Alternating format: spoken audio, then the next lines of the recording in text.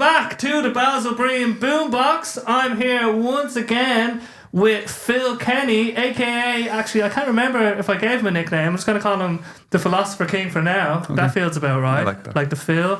There's so much you can do with Phil, I guess. Like fill up my cup, philosophy, philanthropy. Yeah, many great words. What's another one? Phenomenology. That's something I want to get into, actually, because I've had some weird insights. There's philology as well. What's philology? It's like the study of where, like... oh, that's hilarious! Hydrophilic. All right, we can do this literally for the next 2 hours. But he's a poet, autism advocate. Would you say that? Yep. And then he's lots of other things, but he's just one of the most interesting minds I think that I've ever come across. Probably, and I don't say that lightly, because I've met lots of great people along my 33 years. I'm the best. But how have you been getting on, Phil? How have things been? Great, fantastic. Yeah. The last 2 years have been pretty insane. Like last time I was here, I was still living in my box. I was still sleeping in the box room. I've been sleeping in my parents' house for like 95% of my life. And now I'm living in my own gaff now in Donabate, and like that's kind of just been one in many things that's just really. It's been a positive accumulation, positive momentum, just about a positive kind of like trajectory as to how my life's been going, and like just, and it's like it all connects in, because it's like I always just knew that, like, you know, and this is the thing, loads of people are in this situation with are in this situation with housing and so on, like still living in their parents' house, wondering when they can kind of get on with their lives, you know. And like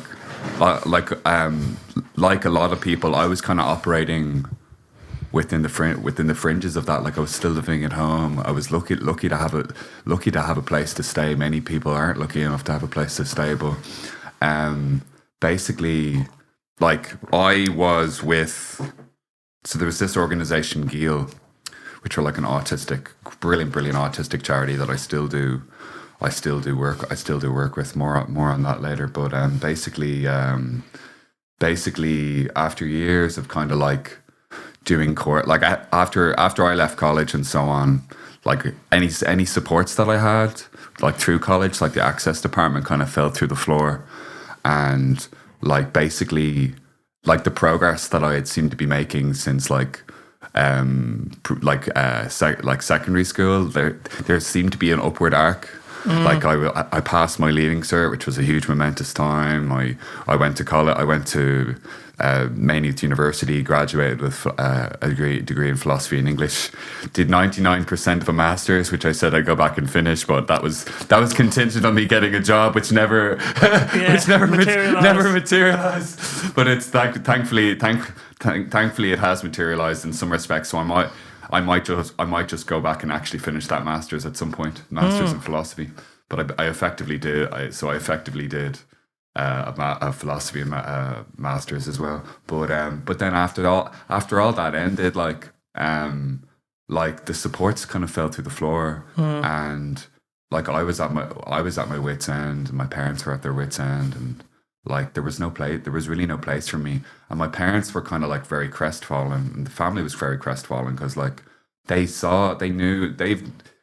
borne witness to all the struggles that I've had, like growing up, like with one thing and another, like, and basically like they kind of felt like it was going really, really well, and that was the direction it was going. But then when it didn't go that direction, it was like devastating, you know. And it like we were all. It caused like there was a lot of family strife, a lot of stress, a lot of worry about where I was going with my future and so on. So eventually, after many years of doing courses and things, and like, you know, digital marketing things, I graduated with a degree in philosophy and English, but couldn't finish the level 5 or level 6 like springboard course like several times. Like this became a running theme. Parents were driven demented with it. Like, but eventually we got in touch with this brilliant organization called Geel. That's GHEEL. And basically they look after, they provide support services for autistic adults in the greater Dublin and North Kildare catchment area. and like basically like there's people of different.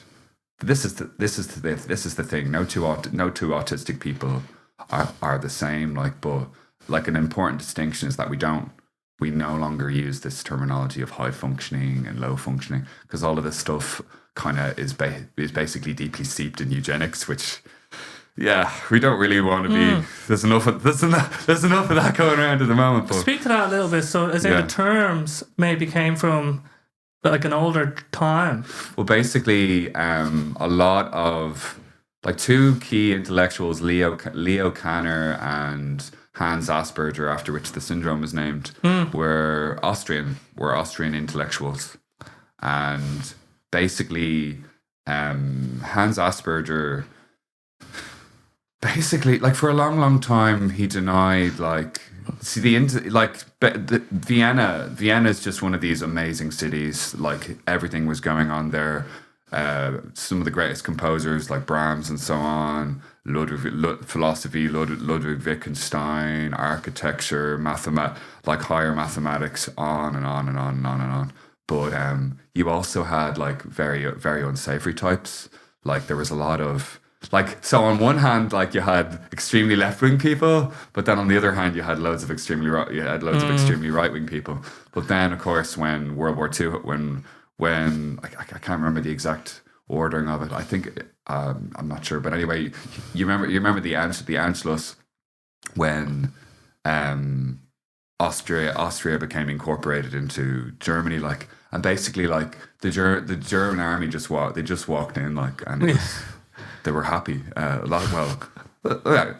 what they said. They were like, waving the flag. Obviously, they wanted to be the first ones to be seen waving the flag. Of course, or to get shot. I'm a loyal party member. Yeah. But basically, what happened was that like once they got on ground, like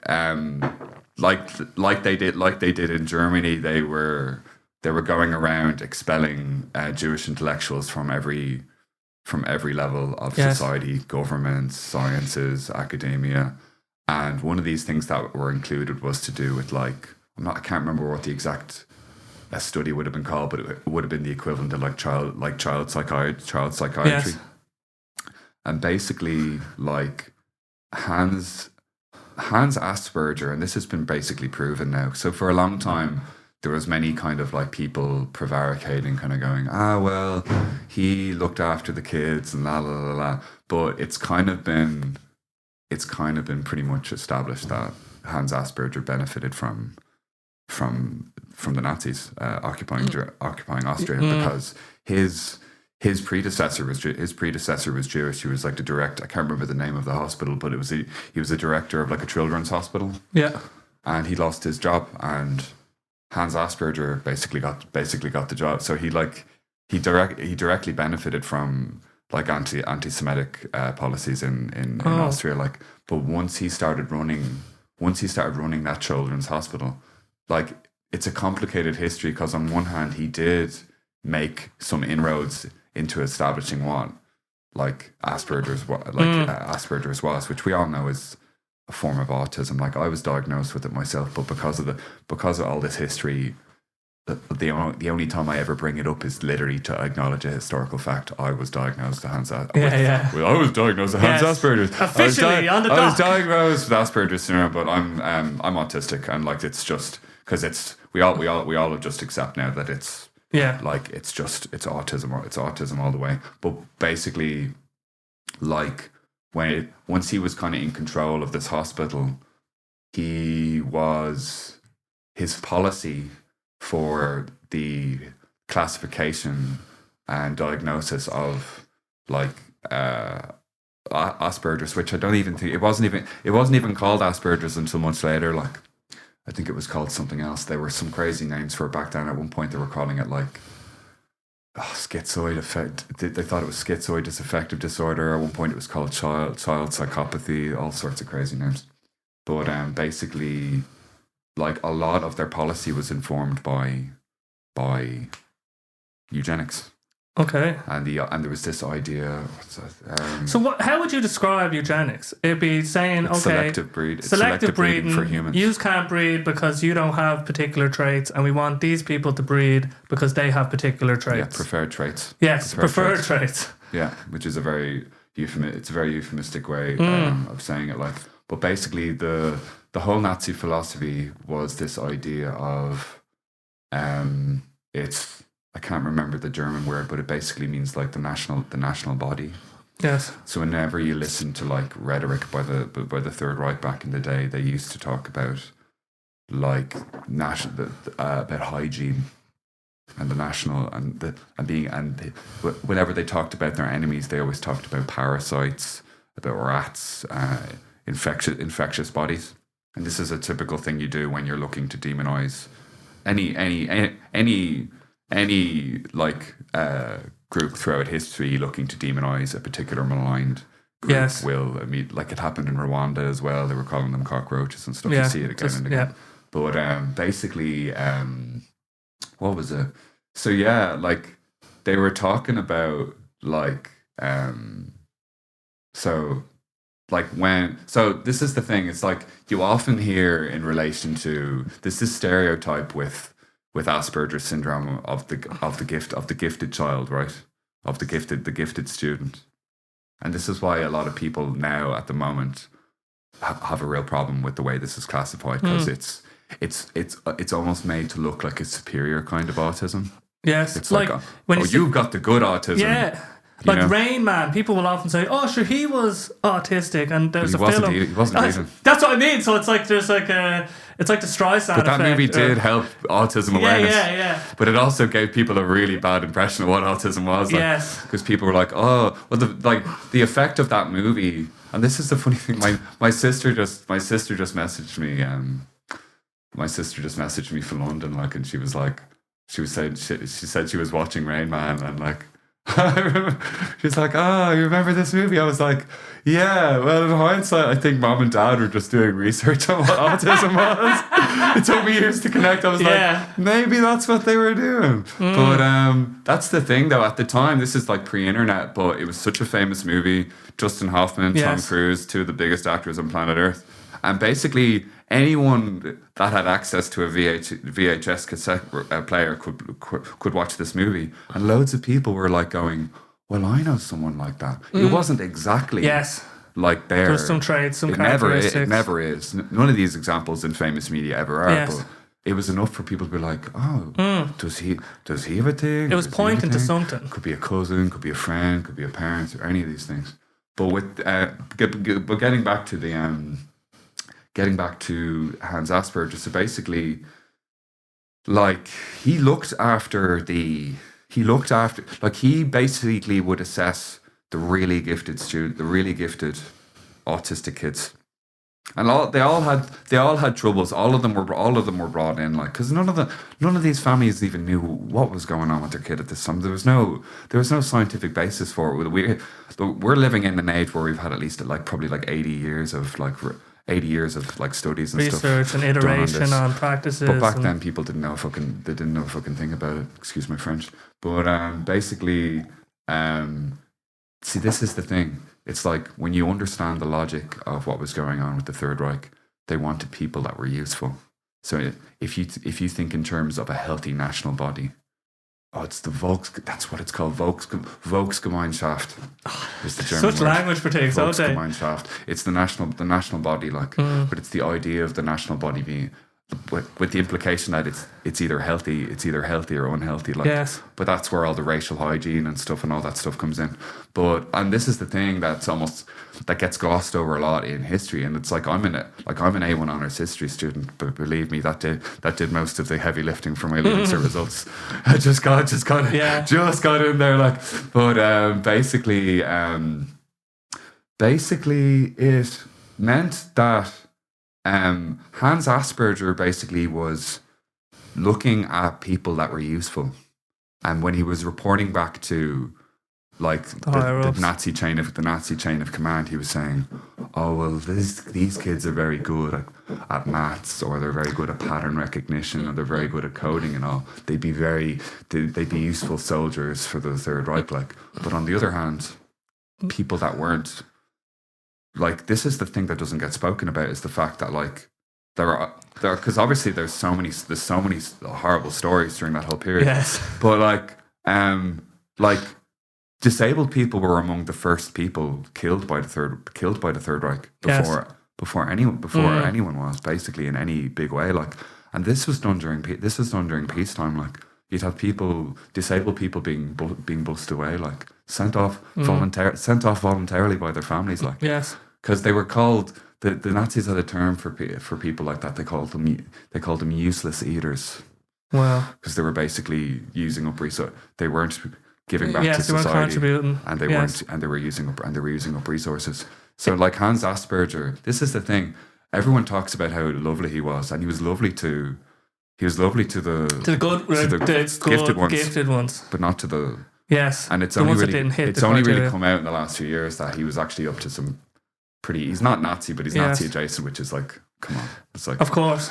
Well, if you look back, and he was obviously in that sphere, and then they probably got tied up in this ideology of the purity of the people, that like the Aryan blood, the Aryan nation, and this is how toxic, or this is how dangerous these ideologies can be, because it's an idea that there's a certain type of people that are the ideal, and whatever it takes to get to that ideal is what's necessary. The ends justify the means. Yes, and like eugenics, let's say, you might think, oh well, obviously we'd want future humans to be like prosperous and good, and then they work backwards and they say, well, then they just selectively let people breed, clean it out, which, like, there's going to be some interesting edge case with this, because with designer babies, let's say, this is a huge problem. This is a massive problem, because who gets to decide that? Like, yes, so imagine you were a parent.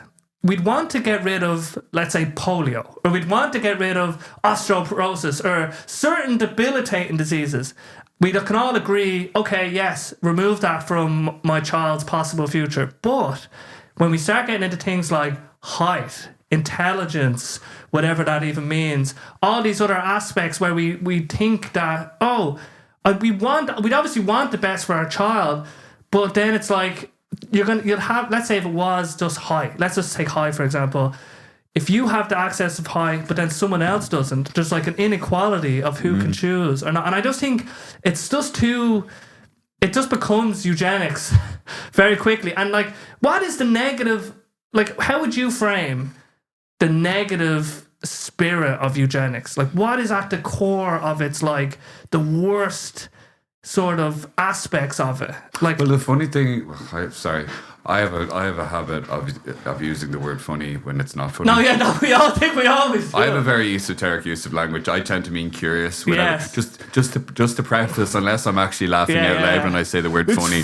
I don't mean it's actually funny. I mean it's curious. But that's not. I think loads of people use it that way. But basically, the thing is that I can't remember. I think his surname was Dalton. I think he was like a relative of Charles Darwin or whatever. But like the founding father of the eugenics movement was like related to Charles Darwin. Like, but it was based on. So basically, in like Charles Darwin had this whole idea of the origin of species to do with like natural selection and like evolution, like of Darwinism, all this sort of stuff. Yeah, but he just, his cousin, I think it was his cousin, I can't remember. He took that kind of idea and just ran with it, like, and it was hugely, hugely popular. Like George Bernard Shaw was a eugenicist. Loads of them were. But this is the thing. Loads of them thought Ezra Pound, the poet, used to do, I guess, basically like the equivalent of like a podcast. Yes. But he used to propagandize English language propaganda for Mussolini. Like, he thought, these guys are going to win. It didn't work out that way for him. So I think a lot of this, when I think about it, it's like what happened in that period that just allowed for the sort of dehumanization, the sort of rational, it's like the overreach of the rational mind. They thought they could reshape the world by force, by will. Yes. But and so I think that quote, Nietzsche, the death of God, when we pulled God out from under us and like the sort of moral scaffolding that God gave us, maybe, then when we tried to fill in the gaps ourselves with just rationale and coming up with our own values. Now, I think Nietzsche was probably misused by the Nazis, he didn't say the death of God was some glorious event. He was just pointing to the fact that we've killed God. He's been dead for a long time. Yeah, he was dead. And so he was basically saying you're only paying lip service. You're going to mass and going, yes, and not actually.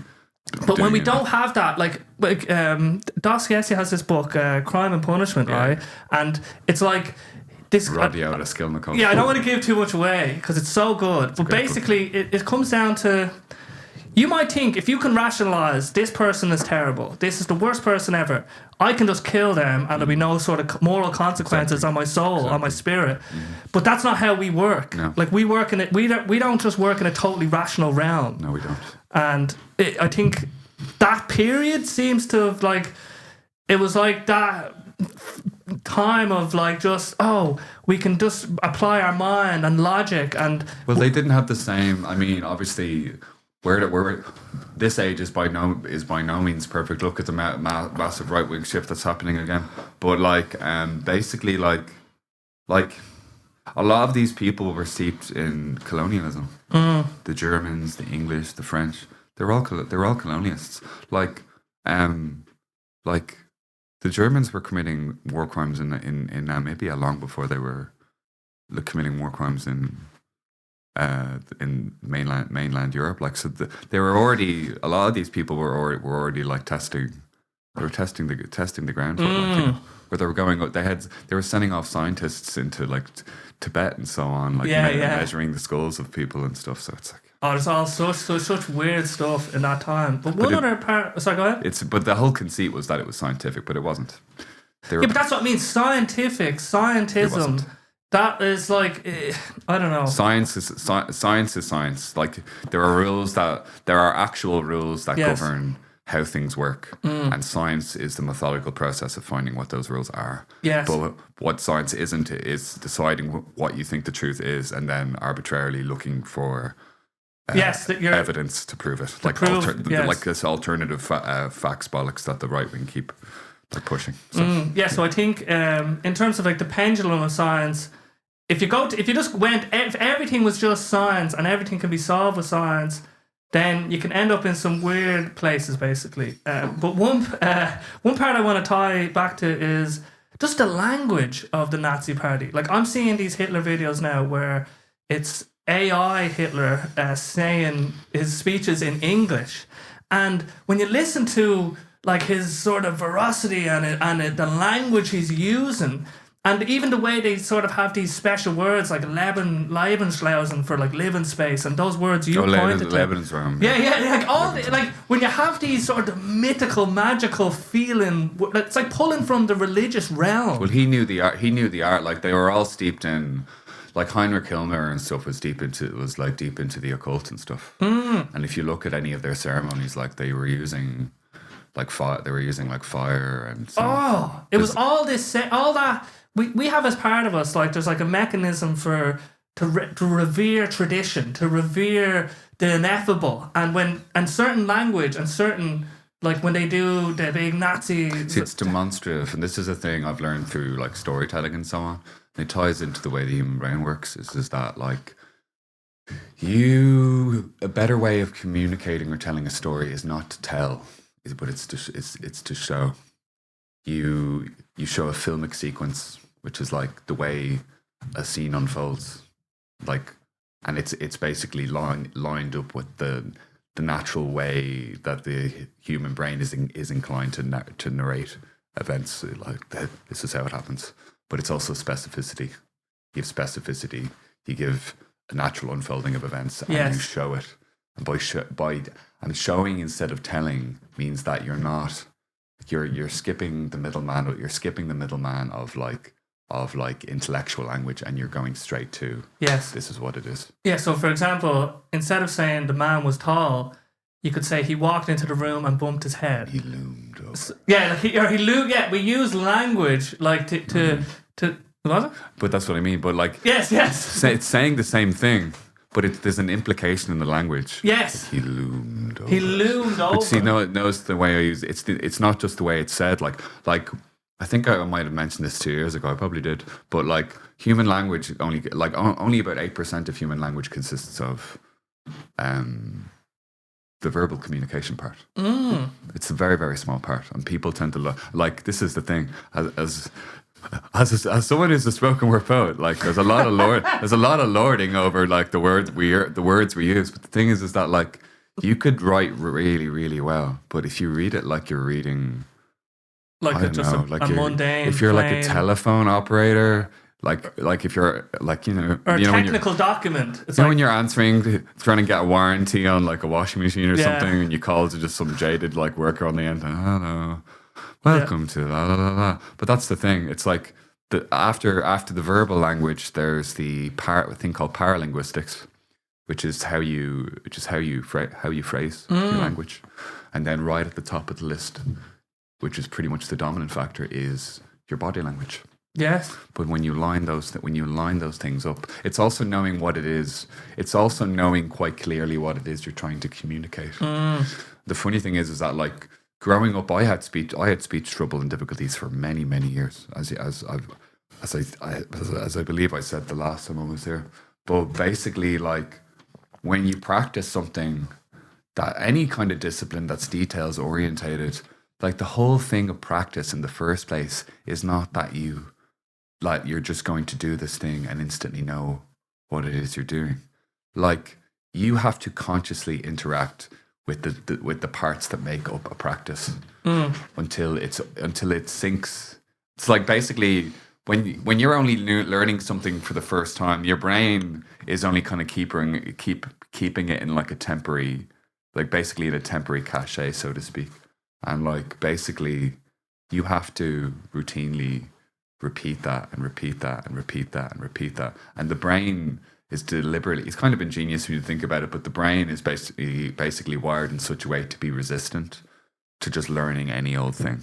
Because if you just immediately sponged up any piece of information, your brain would just be oversaturated, like just walking out the door. Yeah. So basically, you have to keep hammering away at it. And like Hitler used to, this is the thing. He would spend hours in front of a mirror, just like sort of put it up going here. through the motions. But this is the thing: when you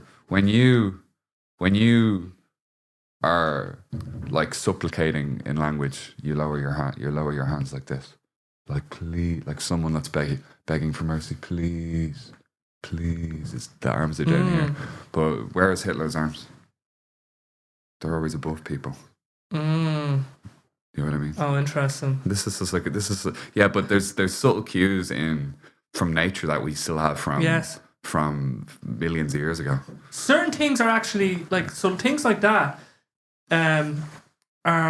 So when I was looking into music, right? Apparently, in some like Chinese traditions, like what we would perceive as sad music could be perceived as happy in certain contexts. Yeah. And with what you just described there, certain positions. If I put my arms out, it's also saying I'm harmless. Maybe like look, you can see my hands. Yeah. So there's something actually real, as in that could travel across time in certain. Like if I fold my arms, exactly. I'm closed. Like that's across time. That's not just cultural. Maybe there will be some cultural stuff. Like you could say that giving it the finger, that's cultural. Exactly. Giving the thumbs up, that's cultural. But certain aspects of how we present ourselves are actually just innate. Would you say? Yeah. Well, I mean, it's like this is the thing. It's a big argument though. But a lot of things are like there's weird ones. Actually, it's like. For instance, like I heard this thing in China, right, where it's like if you give a present to someone, it's rude to open up the present in front of them. You know what I mean? But in America, this woman in this particular thing said in America, what do they do? Straight away. Rip it open. Yeah. because they want that immediate gratification. Like, but it always really depends on what the core underpinning core cultural construct is. That's kind of like, yes, of course, siphoning down into the the daily aspects of living, like, yes, and how people operate. So culture is like the main sort of operating system, let's say. So like if it was in a certain culture, who knows? Maybe it's doing that. Could be a power move, like, because it's been culturally defined. So some things can, at the cultural level, will override sort of the basics innate level, maybe. But I mean, it's like just like taking it back to like. So, for example, like whenever I do Ode to Sweeney's, like for instance, at the end of Ode to Sweeney, so like you notice there's a ratcheting up.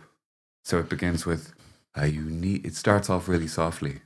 A unique island in a sea of madnesses offered refuge for the mad, and found in their number. They were now alone no longer. For a time were comforted. So see, that's like the very beginning of that poem is like very soft. It's soft, kind of rolling, vibrational.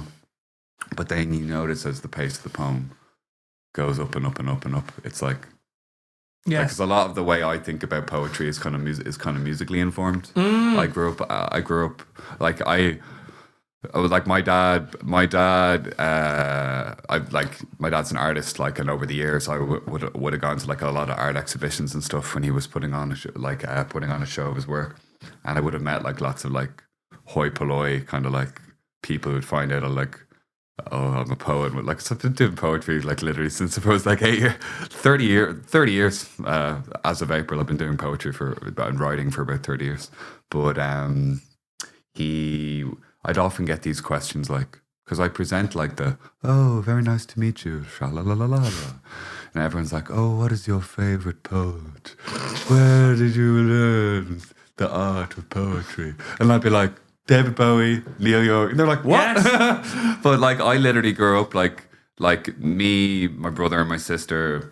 My dad started off as a landscape painter. We used to drive around up and down the West Coast. Great childhood, like driving up and down the West Coast of Ireland. And my dad used to like paint just landscapes. I think my dad had like a week of formal education in art in his life, but he's basically entirely self-trained. But and now he does completely surrealistic, abstract stuff. But back in the day, he used to paint landscapes. He's an excellent landscape painter. Really, really good. Just had a knack for that's there. There does seem to be a kind of an autodidactic kind of trait in our family, just for like finding what it is we want to do and then just going for it. Like, that's why a lot of us are dad's his own boss. My mom has worked in so many different things. She worked in like insurance. She was a senior underwriter for 25 years. She worked in the Australian embassy. She worked in childcare. She worked in all sorts of things. And she's also the matriarch of the house. Yes, who runs the show. She's like great, absolutely great woman. Like, but and my sister works in she's got like a senior job up in hospital in London. My brother's got his own PR company. Like, he's the boss of his own thing. I've literally turned my special interest into my job. Talking about myself, to the medium of poetry, to the medium of autism. So that's worked out. That's worked out very well. But what was it? So I think we need to go back to language, because you had a really interesting point that you grew up with the likes of Bowie, Neil Young. Oh, yeah. And so, but just on this point, because it's actually very interesting musical cadence. Yes, people might, musical. We'll get back to musical cadence because that is important. But it just struck me that, let's say, people that mightn't think they're very literary involved or they're not into the written word, but music is filled with words. Sure is.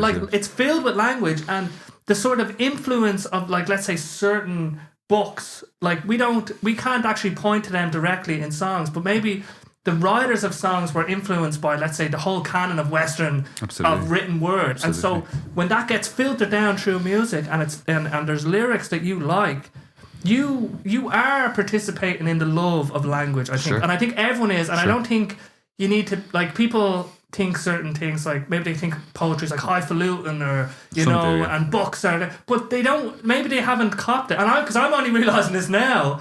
In that, like, let's say Neil Young, like his words are some. Well, that's Bowie, where I started. That's what I'm Neil saying. Young and David Bowie just like fired my imagination. Yes, and when I start thinking, I need to read more poetry, read more books, but then I'm listening to loads of music that I love. I'm just like, well, I'm learning new ways of looking at the world through the lyrics. You see, they can talk like Bowie and Neil, like Bowie could talk about the fantastical. He used to use he was bit like anyone who knows Bowie or is in any way interested in the occult. Bowie was massively into the occult and used occult like techniques to write songs. One technique he learned off William Burroughs, one of the famous beat writers, and himself a huge massive occultist. Incidentally, there's a big huge through line between the occult and creatives. Of course, believe me. But basically, he used to use a thing called the cut-up method, where he would take a page, he would write. It either would be something he wrote, or it would be like a sample of maybe like a newspaper or whatever. And then what he would do is he would slice across it horizontally, and then slice across it down the middle. So it would be quartered, and then each quarter would be quartered until he held little scraps of like words, and then basically the words would be rearranged, shuffled around, reassembled, and then you'd end up with all these. So like if you think of some of Bowie's songs, like some of them seem nonsensical on their face, but they're absolute genius, because it shows you that like. And this is interesting, because I'm reading a really, really good book by Ray Bradbury. He was a famous, he's written other things, but he was a very famous like American science fiction author. But this book's called Zen in Writing. I think it's called Zen in Writing. And basically it's just different essays he's written on kind of like his own kind of methods for fostering like creative inspiration, creative practice and all that sort of stuff. And like he said that like in order to add color to your writing, whatever kind of writing whatever kind of way you're writing, is that like when you read, he says, read poetry all the time. He says, when you read poetry, he says, it reminds your nose how to smell, and your eyes how to see, and your ears how to hear. And he says, and you can read, whether you're reading your Dylan, he's like, he said, you might not have a clue what Dylan Thomas is talking about in his poems, but he's like, but let your imagination run free like a horse galloping free through like a glen. You know what I mean? And this is the thing. It's like you read Dylan Thomas. He's just one example, but you read it and like knowing precisely what they're talking about is not a prerequisite for enjoying. Yes. How it's written, like, because it's the form. And then this is what, remember what we were saying, this ties back to what we were saying earlier, is the way it's not the words you use. So see how unimportant I mean, I love words, don't get me wrong, I fucking love words. Yeah. Obviously. But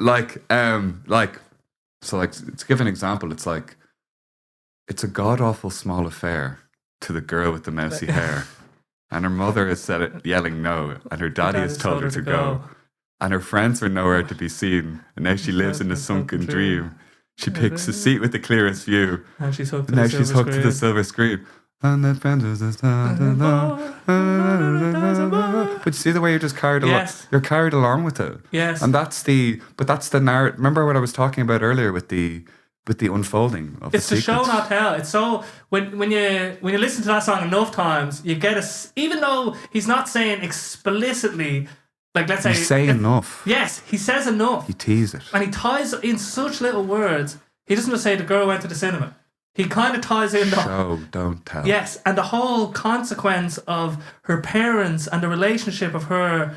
Like, her daddy has told her no. Like, you give people a little bit of action, and they will imagine the whole world around the action. That's exactly it. What, like, her dad is... like, it's all this...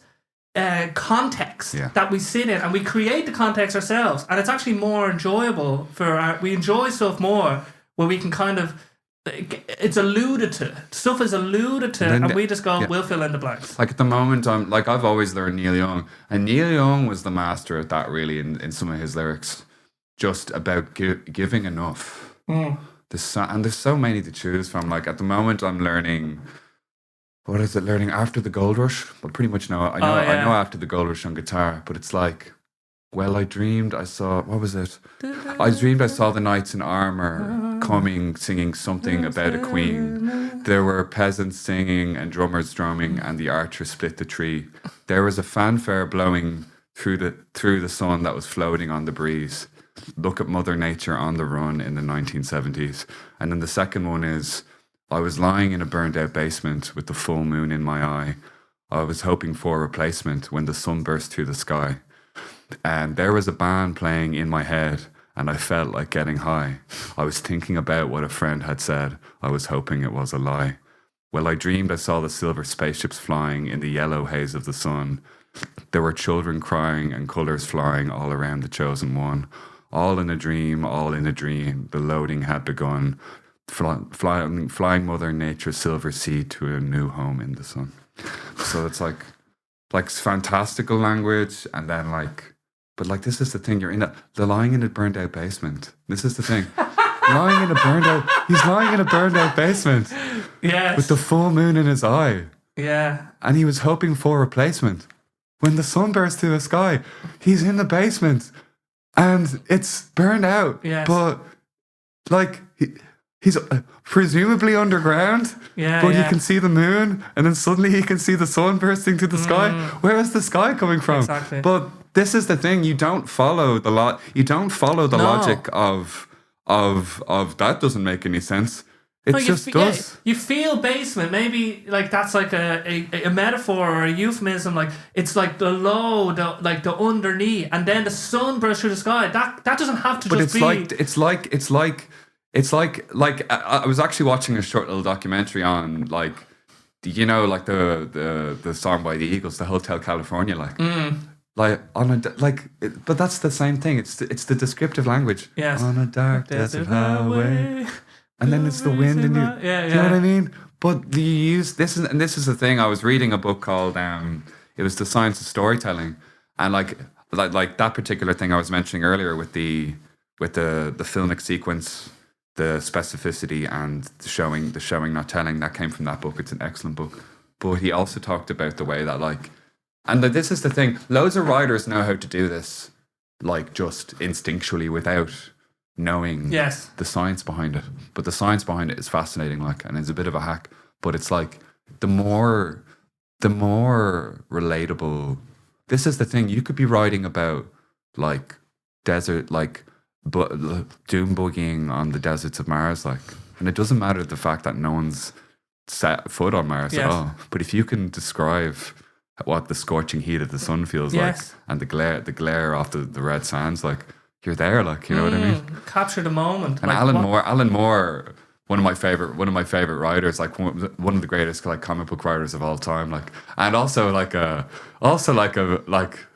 self-professed wizard and magician who worships his own snake god. But this is the famous writer of V for Vendetta, Watchmen. Wow.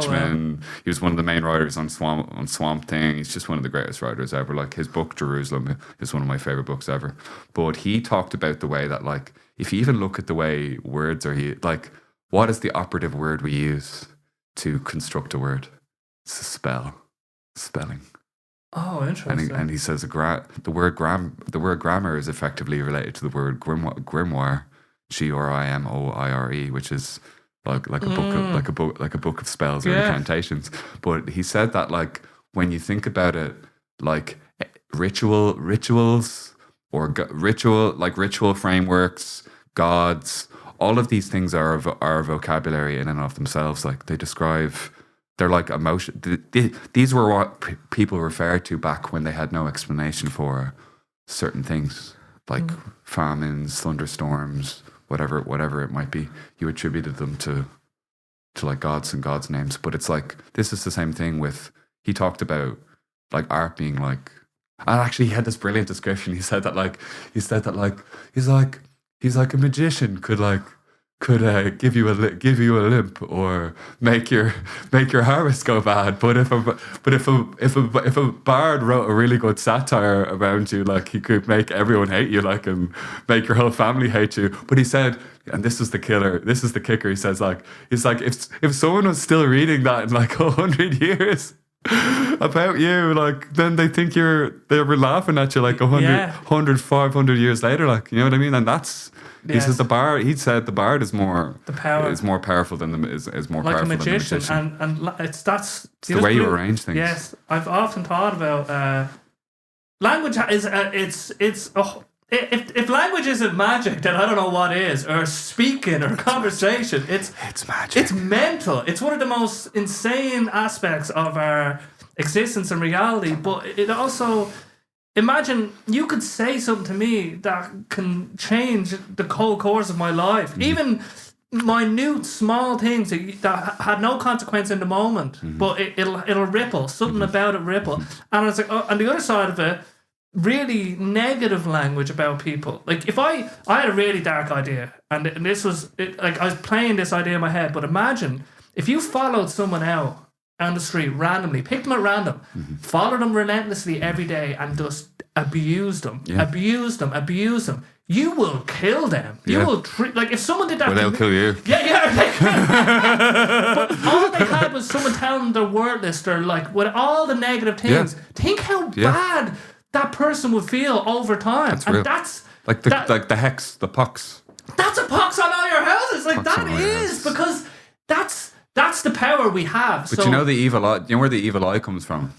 Well, like, do you know when? Like, so I practice meditation and so on, but like, I practice like I derive it from a whole bunch of different traditions and so on. But the school I come from is like one pointedness, is being able to look at something fixedly without breaking your stare, and like basically like.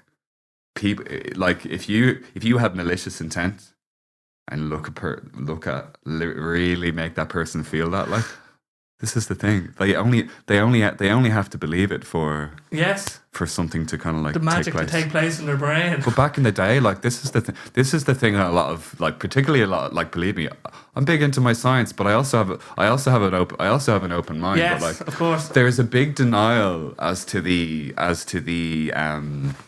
how would you say, like the transition from magic, quote unquote, magical thinking into scientific thought. Like, there's all these distinctions that are no longer serving us at all. Like the distinction between art and science, like rationality and art are somehow opposed, when that's just complete bollocks. Yes. Like, but basically, like,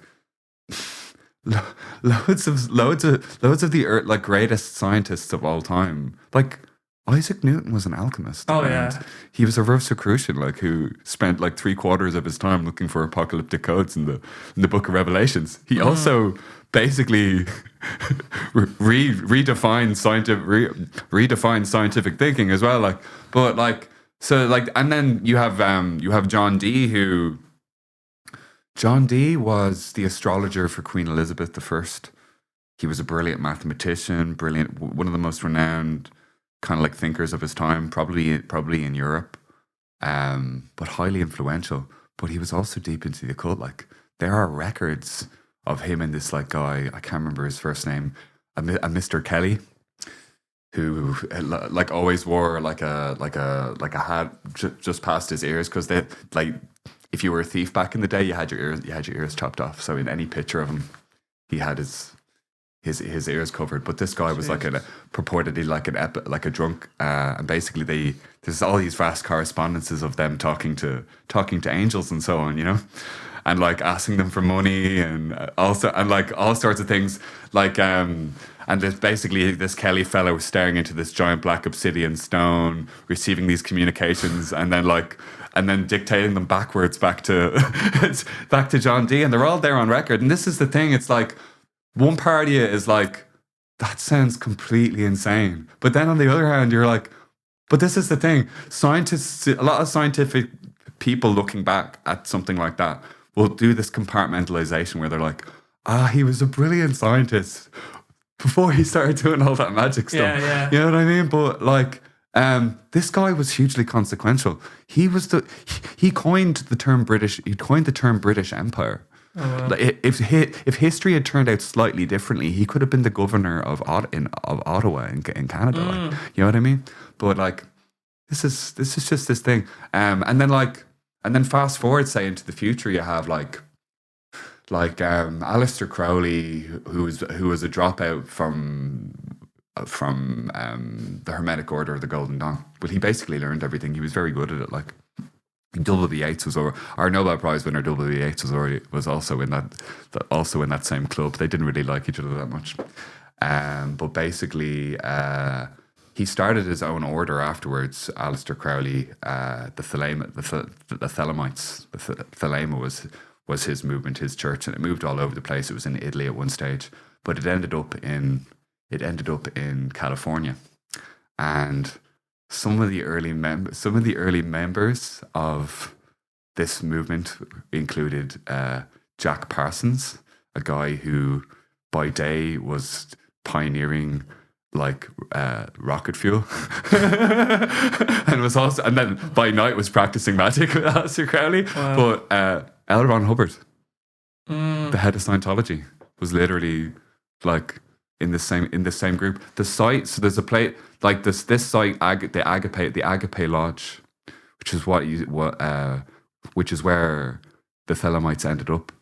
Where that current site is now is a Scientology center in California. Wow. So it's like there's all these like, and then like, what's another one? Fucking Aleister Crowley, like, was the one. Oh Jesus, I forgot to mention this. John Dee was the original 007. What is going on? Yeah. 007. He invented. He was a master cryptographer. He developed like spycraft. He developed like spycraft and stuff. Like he was an early adopter of spycraft. Yeah. But like Aleister Crowley told Ian Fleming to use 007 as James Bond's moniker. Like, so he's all over. Yes. He was involved in anti-German propaganda during World War One, and like his life is amazing. Like he, in each country he lived in, it's a separate book. Yes. He lived all over the place. Like. So there is a tendency now with our superior knowledge, like to look back and, let's say, snub our nose at the occult or the spiritual realm of sort of prehistoric man. I think Carl Jung talks about this, but the idea of, like, let's say, red sky at night, shepherds the light. There was certain truisms of that time that were actually realities for people in a weird way that we couldn't understand. And the occult realm, like scientists, I guess, if you're a good scientist, you have a question and if you really are trying to answer that, but why is that question driving you? Like, it's not coming from the rational logic place. Like, there has to, if it's a real something that you want, a desire, that's coming from somewhere else. Like, I think with art, we have that desire that pulls us forward. And I think the scientists, like, if they're not just doing it for grant money or whatever, if they're trying to answer a real question, a burning question that's burning to them, they're being honest to sort of their taste. And that the realm that we pull from. I remember I had my first experience with mushrooms, and I was in my room and I realized, like, everything was like a Van Gogh painting. And I was like, oh, this is, I felt like I was in the realm where this kind of art was pulled from. It's like I was just living in that world for a bit. It's in you already. Yeah, exactly. That world. There's many different routes to enlightenment. Like, you know, there's many different roads. Like, and this is the thing. If you listen to the likes of like Ramdas, otherwise known as Richard Alpert, and then like Alan Watts, all of these people, like, and these were all people who were steeped in. These were like proper art. Alan Watts was like a trainee, like Anglican. I think he was like a trainee Anglican priest. Yeah. boy, did he take a radical shift away. Like, and then Alpert was like a tenured. He was one of the first. Him and Timothy Leary were like the first two people to ever be kicked out of Harvard. Yeah. 20 years later, they ended up doing a talk in Harvard University, which was hosted by the guy who kicked them out of Harvard University. But by then, like, they'd become like pioneer. Like, people take for granted like the they stick on YouTube, they stick on Spotify, and they hear like either this old like English guy going, in the Tao Te Ching, the yin the yang principle of the cosmic influence, blah, blah, blah. And then you got Richard, and then Ram Dass, who's just like, before he became like a Hindu saint, basically a Hindu saint, he was like a tenured, like he by sheer coincidence he happened to share a hallway with Timothy Leary, like the guy for psychic, the guy who got the ball rolling in a major cultural way, like. And basically, like, he went down to Mexico for a holiday, and like some German guy, he's just sitting down, and some German guy, in a very blasé way, just goes, "Here, try some of these. They are very interesting," and just hands him like a handful of like, psychedelic mushrooms, geez. And like Timothy Leary has no notion of what this is like at all, like, and he just no such a dosage or anything, eats the thing, and he's just like, he's like, I learned more in 6 hours about the human mind than I did being a tenured professor in psychology for like 30 years in Harvard University. Like he wrote like a standardized like textbook that was like still used well after he got kicked out of Harvard University. But he was sharing a hallway with Alpert, like, and was just like, and he heard about his whole experience and was just like, at this point he was just this shy, closeted like gay Jewish guy from an upper crust like Bostonian Jewish family, like, and he's just like, hey, I was wondering, could you like give me some of those? Do you know a guy? And they ended up doing it, and they ended up doing studies on it and stuff, and then they ended up getting very unceremoniously kicked out of Harvard University, and then they ended up, I don't know how they afforded it, like, but then they ended up with this big mansion house, and they were doing every psychedelic under the sun, everything under the sun. They had artists there, poets there, dancers, circus people. You can imagine, it was crazy. Yeah. But then after a certain point, and Ram Dass talks about this in great, like on the Be Here Now network, they have literally every recording of him, and I pretty much listen to it every day, like, and it's just amazing. Like, they're like one of the best things about podcasts, I think, is just being able to listen to these things at anytime you want, like, while you're doing anything. It's spirit fuel, believe me. But it's like, he spoke about, like, and this is an incredibly rational man. Like, this is a guy who was like a tenured professor in psychology, in psychology, like, he's a very very very rational guy, like. But like, after he basically took this to its logical conclusion, and like, he said in a later interview he still did LSD every 2 years or so, just to kind of like, but he was using it kind of like as a spiritual tool, not in a recreational way, but like as a way of like refreshing and reframing his own practice and making sure he wasn't veering off course. But basically someone, as was the fashion at the time, someone was just like, yo man, we're going to India to meet a girl. Like, this is quite common. We're going to India to meet a girl. You want to come with us? And he's like, at that point, like, he thought at that point he wrongly presupposed that like psychedelics would be the answer, and like he plumbed the depths of that whole thing, and he ended up just coming out empty. Like, he just felt completely depleted, and he's like, I've got nothing to lose. So he went off to India with these fellas, and he ended up meeting up with this guy Maharaj. I think his name was Maharaj. Like, he's just like it's just like this like small 70-80 pound man, like wearing a loincloth, like, and like loads of devotees just like leaning around him, like kissing his feet, and like, and this just seemed to be totally beyond the pale for him, and like, he was just like, he couldn't get his head around like the devotion they were showing for this guy at all, like. And around the time that this happened, I think it was his stepmom had like stage 3 like pancreatic cancer, and he was just in a devastated place about it, like, 'cause he's quite close to his stepmom. And so he gets brought to the domain of this particular guru guy, and like, before he goes to meet the guy, he's just like staring out at the stars, and he's thinking about his mum at home in the hospital in America, like, and he's like half guilty that he can't be with her, or he's not with her, and he's just feeling all of that, like, and then he goes to talk to this fella, like, and like your man at this point, right up to the point your man opens his mouth to him, he's just thinking, oh, this is totally ridiculous. Who are these absolute freaks just kissing this guy's feet and stuff? Like, what's going on here? Like, but then he looks up at him and he goes, "You were looking at the stars." And, oh no, it was actually spleen cancer I meant, not pancreatic cancer. But he said, "You were looking at the stars, and you were thinking about your mother who was dying of the spleen." And he didn't say that to anybody. He didn't communicate that to anybody.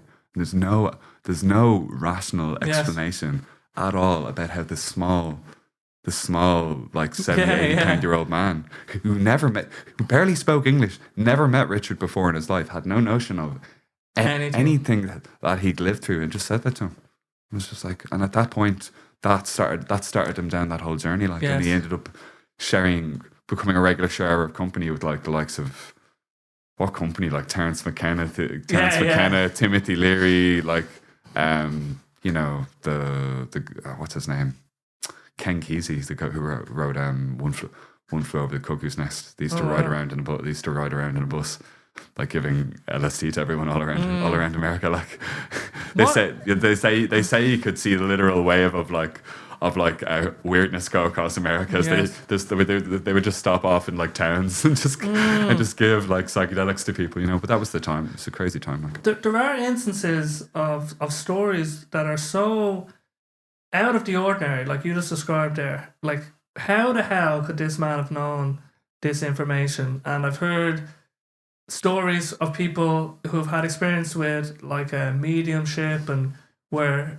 they've said something that there was no possible reality that they could have said what they did, unless they had some access to, either they could read the person's mind or an access to a different realm. Who knows what's going on? But and then there's really interesting reincarnation cases where, you know, there's these children that are able to go to the play. Like, you could look into all these, you hear all these fantastical stories, and it just makes you think, what is actually going on? What are these stories pointed to in our everyday reality? Like, we have models of reality that explain a lot, but they don't explain everything. Yes. I think it was the writer G.K. Chesterton who said that, like, if you were to transport, like, if you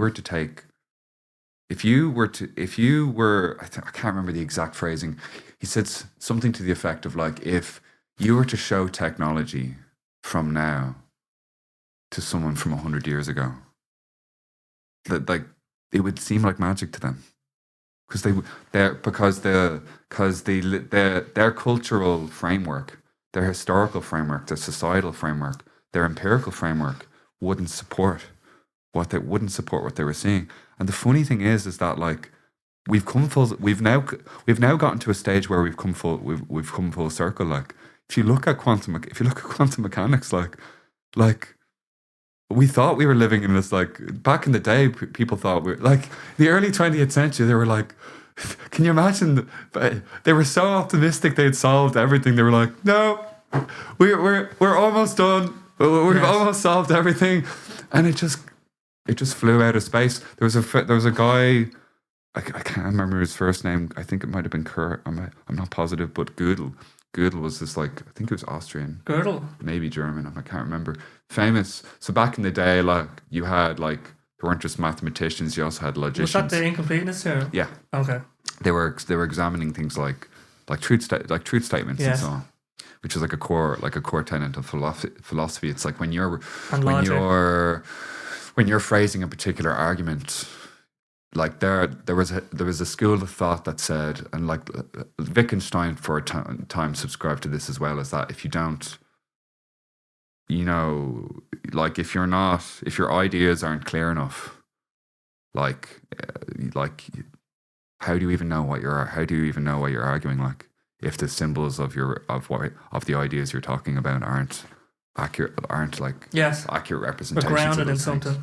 So like, the funny thing is that like almost no one went to that lecture with Gödel, like, and everyone was expecting like, but then people caught on, like, and a few people did take notice, and there was big upset about it, like, because like people were like, oh, Gödel's going to solve it. He's a smart fella. And Gödel basically just went, there are unsolvable. Yes. There are unsolvable like problems. He's like, they're like, oh, surely you mean there are problems yet to be solved? And he's like, no. Yes. He just like wrote it out on the board, like, and they were like, God. Unprovable problems. Unprovable. Yes. Like in theory, like if you gave, say, imagine a hypothetical perfect computer that like ran perfectly for the rest of eternity and had infinite computational power. Like you could keep running like a particular, like there's certain problems that it will solve. Yes. But then there's certain problems that it will never solve, no matter how much time it's given. There are certain it's fundamental, and it's a property. Remember we were talking earlier about rules. Yes. And that's the way science works. And that there's just this fundamental rules, and that's just a fundamental rule of like I was looking at an interesting thing on like quantum computing, and the way this woman demonstrated it was an amazing little video. But the way they demonstrated it was like when you talk about like bits and say relate that to a computer solving a problem, they say like they gave like a picture of a little maze. Yes. And basically the computer had to solve like how to get from the entrance of the maze out to the exit, like. And basically when a computer operating along binary principles is trying to figure this out, like it's testing all the routes and going, that's not it, that's not it, that's not it, yes, that's not it, and then eventually it gets it, like. It's also search. But with quantum computing, yes, you have this whole idea of superposition, where you're literally existing in two completely different states at the same time, like, and it's just like, and like this, the implication, like. So just to ground us a little bit, so basically, bits are like ones and zeros is basically how computers interpret everything you see on a computer in the computer realm is just ones and zeros, and there's a way of formalizing the capacity to turn things on or off into crazy mathematics that are able to produce computers. One thing you can imagine is a map search. So if you want to find the quickest point from point A to point B, you could just keep checking every point, like check the zero. Go to 0, then to 1, then to 0, then to 2, 0, then go to that 1, and then blah blah blah blah blah. But if you have a quantum system, then you can check all the ones and zeros at the same time, basically. Until it's like, there it is. It's literally like that. Yeah. We have no idea the implications. Like, let's say it's going to change everything. Encryption. So when we send data across the internet, when I receive data from a website, when I send data to a website, it's encrypted, and then it looks like gibberish.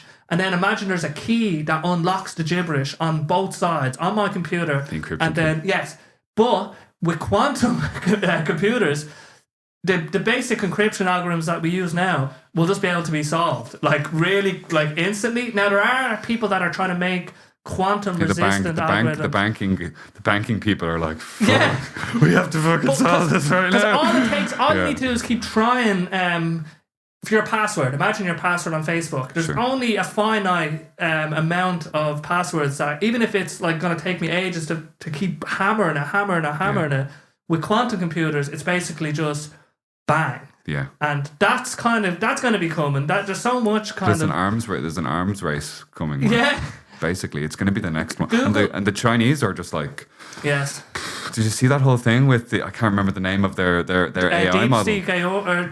DeepSeek. Which they literally, so basically, the Americans were trying to muscle the Chinese out by dominating and sourcing their own microchips internally, thinking, we're cutting They'll them never up. get the chips. But they just created these conditions where the Chinese had to make do to innovate. less. And this, like, the Americans were spending billions. The Chinese did it on like $10 million. Yeah. It's like, yes, we haven't even fully really assessed the implications of where that's going to go. Like, I'm so scared of AI, and because I thought you loved AI. I love it, but now I'm actually thinking the world's not. We think there's going to be safety mechanisms, and people are going to be, not releasing stuff into the wild. But with this recent stuff, it's when someone figures it out, it's just going to be out. It's primordial fire. It's the same thing as any element that we've ever discovered to have a use of. Yes. Like there will be people who'll use it for good, and there'll be people who use it like as bad. Like for instance, in the area of healthcare, for instance, I remember years and years ago, right? There was like an oncologist doing like this lecture at like some oncology summit, like he just like sitting in front. He was supposed to be inspiring people, like, and he just sat in front of like a load of like budding oncologists and was just like, quit your jobs.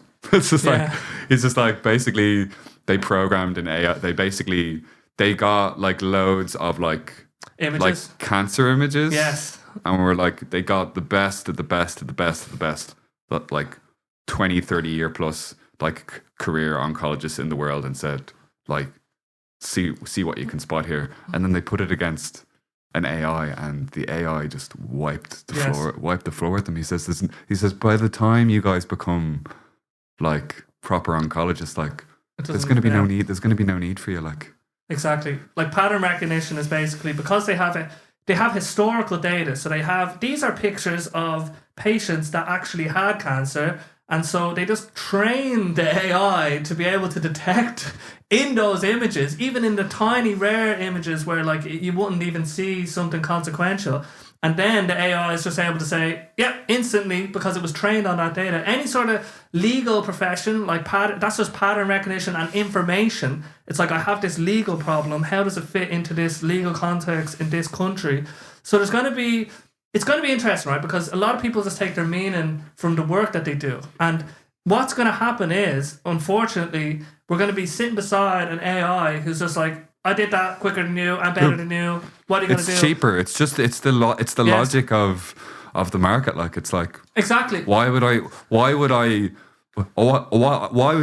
as a boss spend money on your wages, on your insurance, on any of these things? And if my competitor starts using AI, then I need to keep up. When all I have to do is update my source code every couple of months with my AI, like for nothing.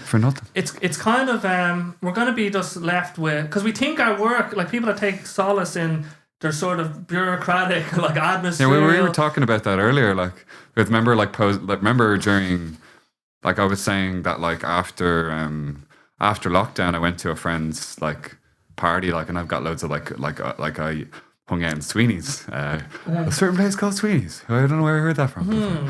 But basically, I hung out there for years, so I had loads of like older like friends from like Irish, like the Irish rock scene and stuff. And like one of them came up to me and was just like, "Hey, Phil, there, I got my diagnosis. I've got the autism."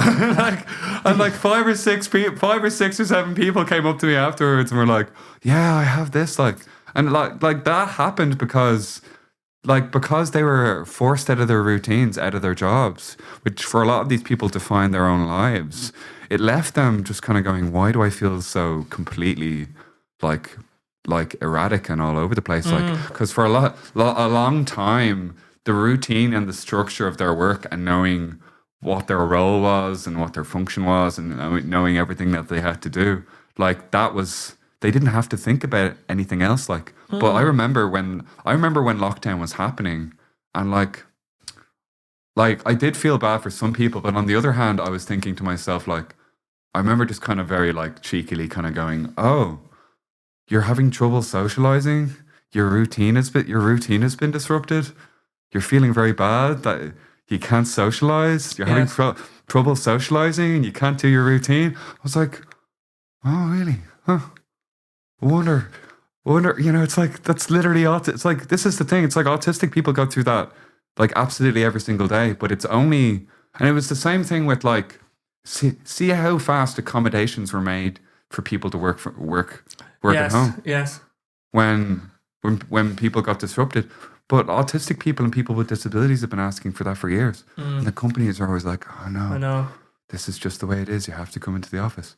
But it's like, when there's a will, there's 100%. always a way. There's always a way. It was just that it was like a mass experiment on the population that just had to happen. But you're going to see, I guarantee it, like there's going to be like an existential shift, because you're going to have people that are going to have probably more leisure time now than they've had probably in the last 100, 500 years. Like. Oh, yeah. Well, in like, I don't know how long what it's are they going to be. do? And plus, how are people going to generate capital? You know what I mean? Capital And meaning. Well, I mean, we're living in a techno-feudal age now. So that's another story. We are very, hopefully, even if we had like the dole, we'd still be like better than most people who have ever lived. Robo landlords. Yeah, but it's going to be the case where I don't know what's going to happen. It's a very interesting time, but you can kind of see stuff becomes pointless. It's like, okay, let's say I'm doing music production. Let's say any digital artifact, you could just say to yourself, well, what's the point? I'm going to be able to press a button and AI is going to be able to do this. Or what's the point of pursuing poetry? Or what's the point of doing anything? And then you're going to have to come back to, you're just going to have to pursue it for its own sake. Like, and singing and piano. Like I'm just going all in on trying to learn piano now and singing. Good. Because these are sort of aspects that even if AI could do it, it's never going to be able to take away me doing the enjoyment of doing it. Like people would say to me, like, Phil, like, this AI stuff is scary. Are you worried? I'm like, no.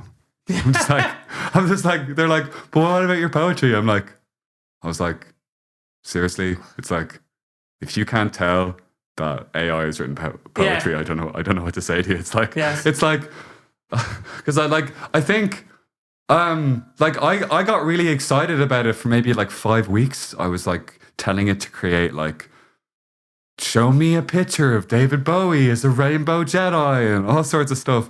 And it got very passé very quickly for me. Like, and I remember just like giving it like really weird.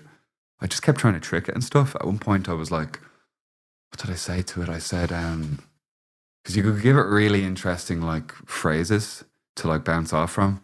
So one interesting one was like, talk to me as though you were A, B, or C, like this person or this person or this person. And like I was thinking, it's obviously got these like profanity, like the neutered versions of it obviously have these like inbuilt like profanity filters and severity measures to stop you from looking up crazy fucking shit.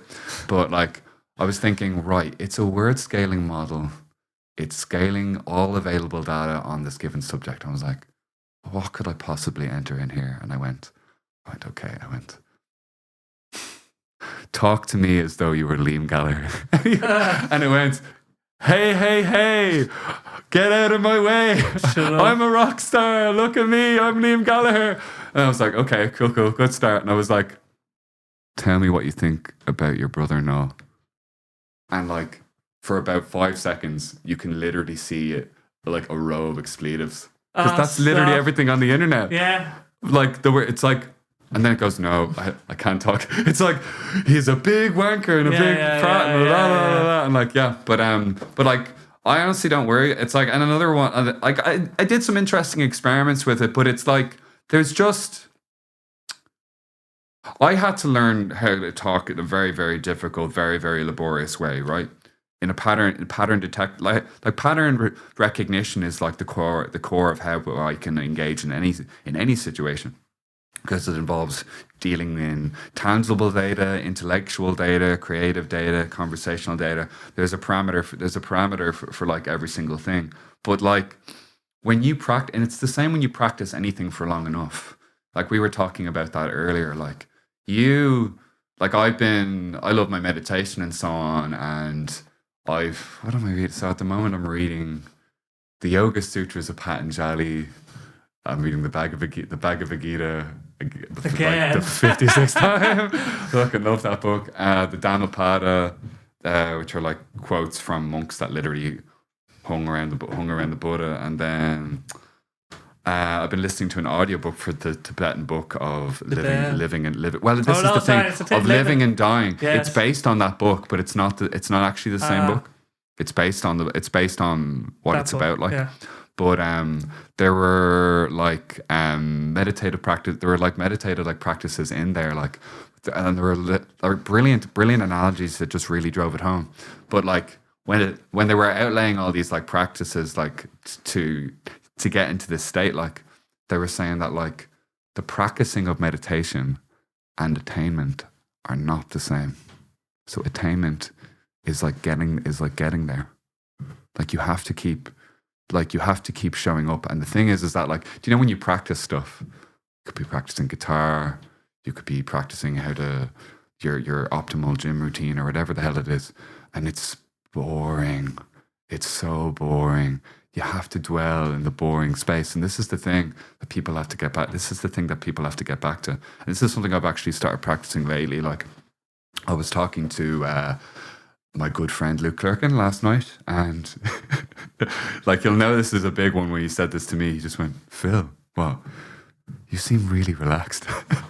It's just like something you probably wouldn't usually associate with me. I'm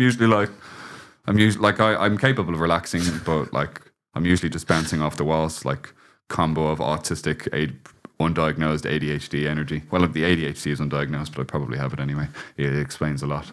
That's a whole other story. But he said, he was just asking me what I was doing, like what had really changed in my routine, like, and like, you know, I've been doing a whole bunch of stuff, and it's been a long journey. Like I don't drink anymore or anything like that, and like just really adopting the sober life has been amazing. Like it's been good in some respects, but it also anything that like, and I was by no means like a big drinker anyway or anything like that, but like as I was saying to you earlier, like we tend to think of problematic drinking in terms of like drinking a lot, which is a form of problematic drinking, but like I think, and this is just my opinion, but like I kind of feel like the way autistic people are, we tend to have, like some people that subscribe to this notion of autism, it's called like monotropism, which is this kind of like singular way of thinking, of operating, of like sensing. It's all kind of like hooked up that way. But like I said, that like a lot of neurodivergent people, they medicinal when their substance use is medicinal. And a lot of it can start off like recreationally or whatever, but like as soon as they realize that they feel better than how they usually do, already it's forming. See, this is the thing. It's like Gabor Mate talks about this, right? The famous famous in palliative care and talking about like suffering and pain and so on, and dealing with suffering and pain. And he says that like, heaven forbid, like your granny falls over, breaks her leg, has to go to hospital. What do they give her? They give her diamorphine, which is like hospital grade heroin, basically. Like, but your granny doesn't come out of the hospital like wanting to go buy like a bag of heroin. You know, that's not how addiction happens. But how addiction happens, and they've discovered this through like psychological, like psychedelic research and so on, is that like a person who's addicted to a substance, it's not the chemical component is somewhat responsible for it, but the predominant thing is the psychological aspect. It's the when and the how and the why, and it's the repetition, because that's formed on a neuroplastic level in the brain, like. And it can start off as a very like thing that you have agency and choice over at first, but then it becomes very subtle and very pernicious and just starts to sneak very subtly into your behavior to the point where it just becomes like a part of your daily ritual. And I know people who can't deal without their smoke, who can't deal without their spliffs, who can't deal without any of that stuff. Every 5 minutes on a hike, it's just, we need another joint. And anytime I talk to them about it, they're like, well, no, I can't manage, la la la la la. But then I'll like say something to them about, like, I was saying to Luke last night when he was asking me about it. So this is what I was talking about, was that like once I dedicated myself to sobriety, I found that loads of stuff that I'd kind of been ignoring for years started coming up again. Good stuff and bad stuff. I was remembering stuff that I've completely forgotten about. I'd felt like I was having feelings that I hadn't felt in like years and years, probably decades, like just tangible feelings that connected me with my past. You know, the body this is the amazing thing about the body. The body has its own memory and its own knowledge, like, and I was just remembering stuff. But there was lots of hard stuff too. There's lots of like real hard stuff. And this is the thing, is that like for this is a great unspoken thing, is that like well, neurodivergent people definitely talk about it anyway. As for the rest of society, we're getting there, slowly. But basically, living in this world for neurodivergent people is so difficult that like whether you're like it makes some difference if you're diagnosed. If you're like, not all the services that are there are perfect, but they are something. You know what I mean? It's better to have like an okay or moderate form of assistance or support rather than no system of support whatsoever. But as I was saying to you earlier, I was saying that like if you are undiagnosed with a neurodivergent condition, then like you are growing up surrounded by people whose brains are not like yours, who don't process the world the same way you do. And like the more it's and like since I've gotten like this has become and this is all a part of my advocacy work as well, is that like a lot of the interaction with neurotypical society in regards to neurodivergent people is surface level. It's based basically on behaviorism. It's based on like what people see, and it's always very reactive. But the tricky part of dealing with neurodivergent concerns, broadly speaking, is that it requires people to actually see from a perspective that's completely alien to their own. Like, and so I do talks like all over the place. Like, I've done them in universities. I've done them in Beaumont Hospital. I did it in Clontarf Garda Station. I won't go into that. But I'll get in trouble. But basically, what was it? I did a talk recently in St. Auden's National School. Oh, I can't. I wasn't quite sure. I think it's either junior infants or maybe primary school. I wasn't sure. But a friend of mine, Jeff, poet Jeff, who works there, I got talking to him one night. Was just telling him about everything I was doing, and like he invited me down, and like we got chatting, and it's just like all of this stuff. It really depends on what, like. There's a kitty. Like cats are attracted. All cats have Asperger's syndrome. Oh, hilarious! That's an actual book that exists. But basically, but unfortunately, I don't have Asperger's anymore. I'm just autistic. Yes. I'm sorry to disappoint you, Catty. But basically, like this is the thing. No matter what level you're at, like my parents. I remember my parents talking to me about it. You know, we went through a lot of hard years. Like, you know, with this, because it's a whole. You don't get a play book, and a lot of autistic parents out there, and a lot of autistic like social networks, like friends of autistic people and support workers. They all have like some idea of the lay of the land, but it's based either on professional experience or by their personal proximity with, say, like an autistic or a neurodivergent person. But like at this age, like talking to like a lot of the people, like it was a parents group. The majority of the people there were mothers, like taking time off work and stuff. And like it was like, and I've gotten this talking to autistic people, but also just talking to people related to autistic people, is that there's just this instant resonance. The same issues, the same problems that turn up again and again and again and again and again are the same issues to do with communication or the system. Like what I said to them basically, and I said, this like applies to this is this is at the heart of all the issues with how neurodivergent people are in society, not just Irish society, but all over the world. The capitalist global society writ large is that like you have a model that predominantly benefits one group of people. That's like wittingly or unwittingly, who knows, has grown up around catering to neurotypical people, like in bureaucracies and hospital services, you name it, across the board. This is why I was going to like universities, hospitals.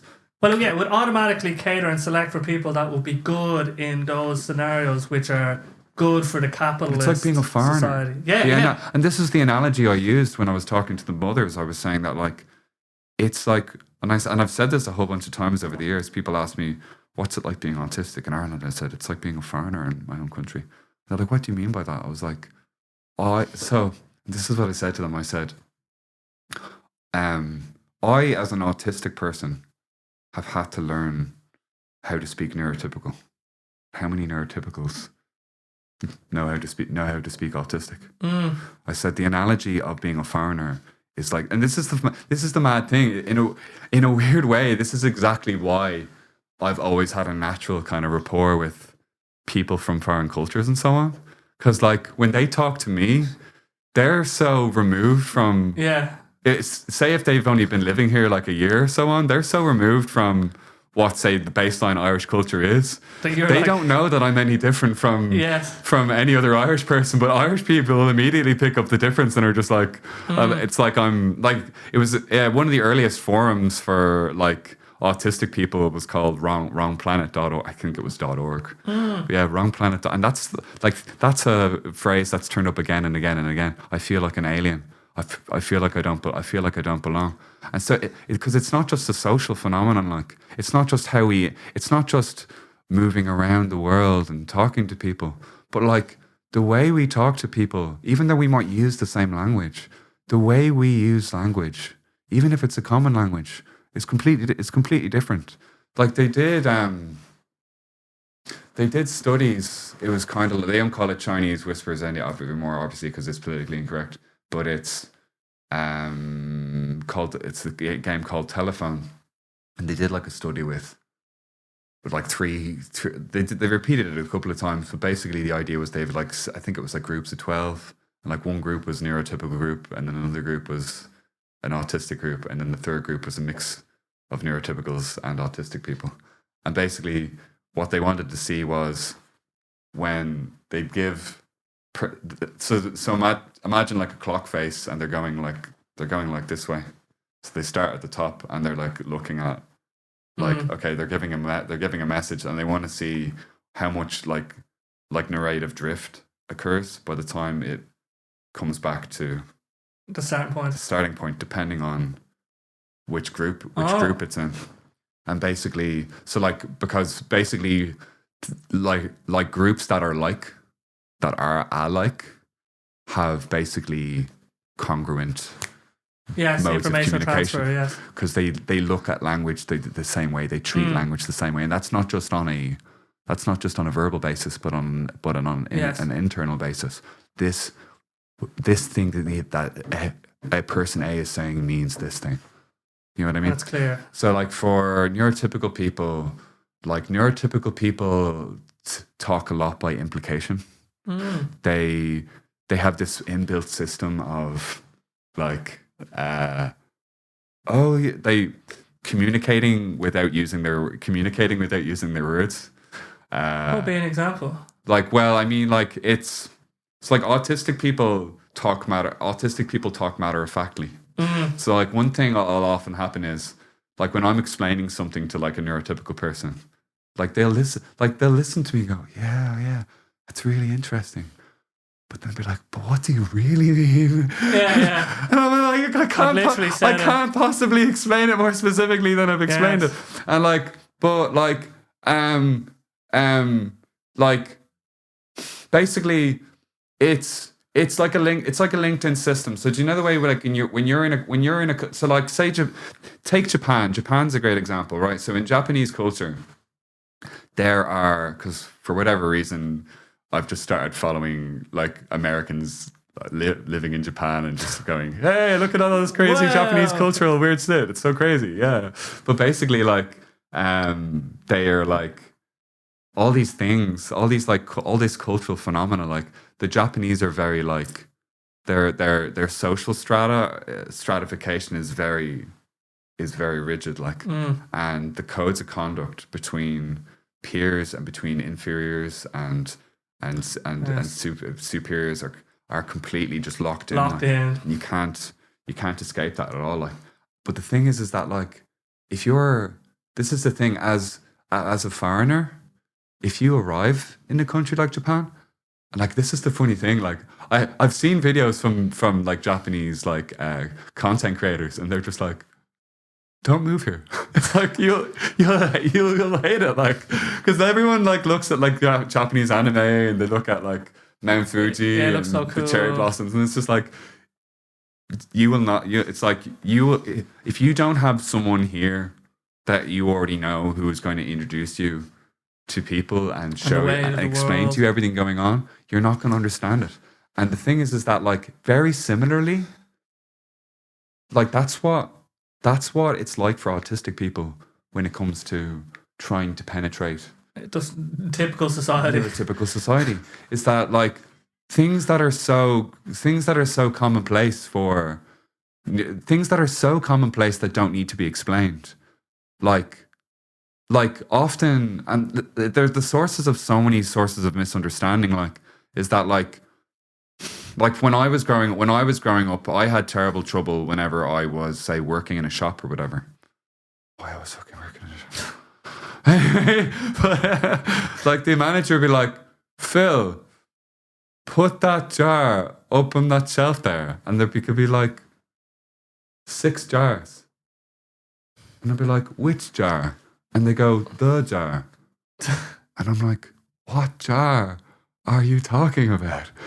But they just assume that I know automatically the jar that they're talking about. But that's just a real like simple example. Yes. But like, because they're just like, oh, I have the jar in my mind that they just assume everyone else. The jar. And neurotypical people can communicate that way, but autistic people don't communicate like that. Interesting. We specificity.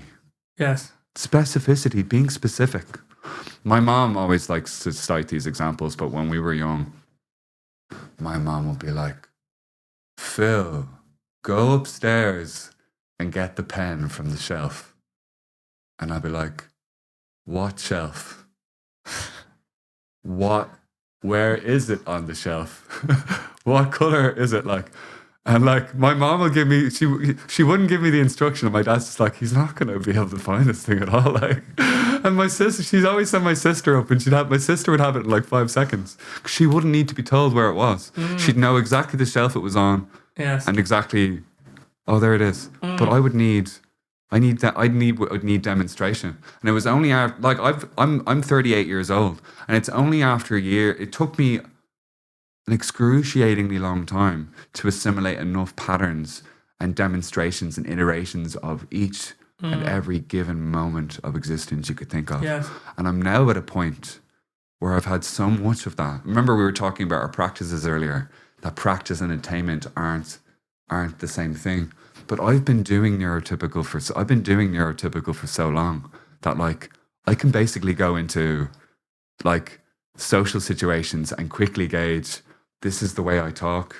This is the accepted form of decorum and behavior. But then like there's certain instances but then at the same time, like this is getting back to the whole idea of acceptance. And big up Adam Kelly for never ever failing to talk about acceptance any single time. Well, in general, like he's just great for fostering that sort of culture. And so Smithfield Creatives and so are Circle Sessions. Big up. They're both great for that. But like I would constantly be saying to him that like for a long time awareness has been the bar for autistic people, autistic awareness. And when you really think about it, it's quite like awareness. It's like you're aware of autistic people. It's like Oh, thank you. Wow, life changing. It's like the bar is so low, and I mean, I know there's a lot of people out there, a lot of businesses and so on that might use that language, and there are some who are genuinely like. This is the thing: there are businesses and services out there that genuinely use that terminology in good faith, where they're like, raise autistic awareness, and they think, and the intent is good. But then on the other hand, there's places that use it in a very weird way, like there's lots of tokenistic gestures all over the place. I won't say which place it is for obviously libel reasons, but my dad would be like, allegedly, allegedly. That magic word. Big up for Pops. But he said this place was like, I remember walking by it in town, it was like, and on the door it said, autism hour. 11 to 12 on a Sunday. Oh, for fuck's sake. Oh, thank you. 1 hour. It's like just 1 hour. 1 hour of pure autism. But doesn't it seem it's like you pick the 1 hour of the day in the week where there would be no neurotypical people, and like that's supposed to be like a benevolent gesture. Do you know what I mean? But acceptance is a whole other level, right? Acceptance is not about tokenistic gestures. It's not about going, oh, well, we'll give you your space or any of this stuff. Like, it's actually accepting the fact that I think differently to you, I speak differently to you, I behave differently to you.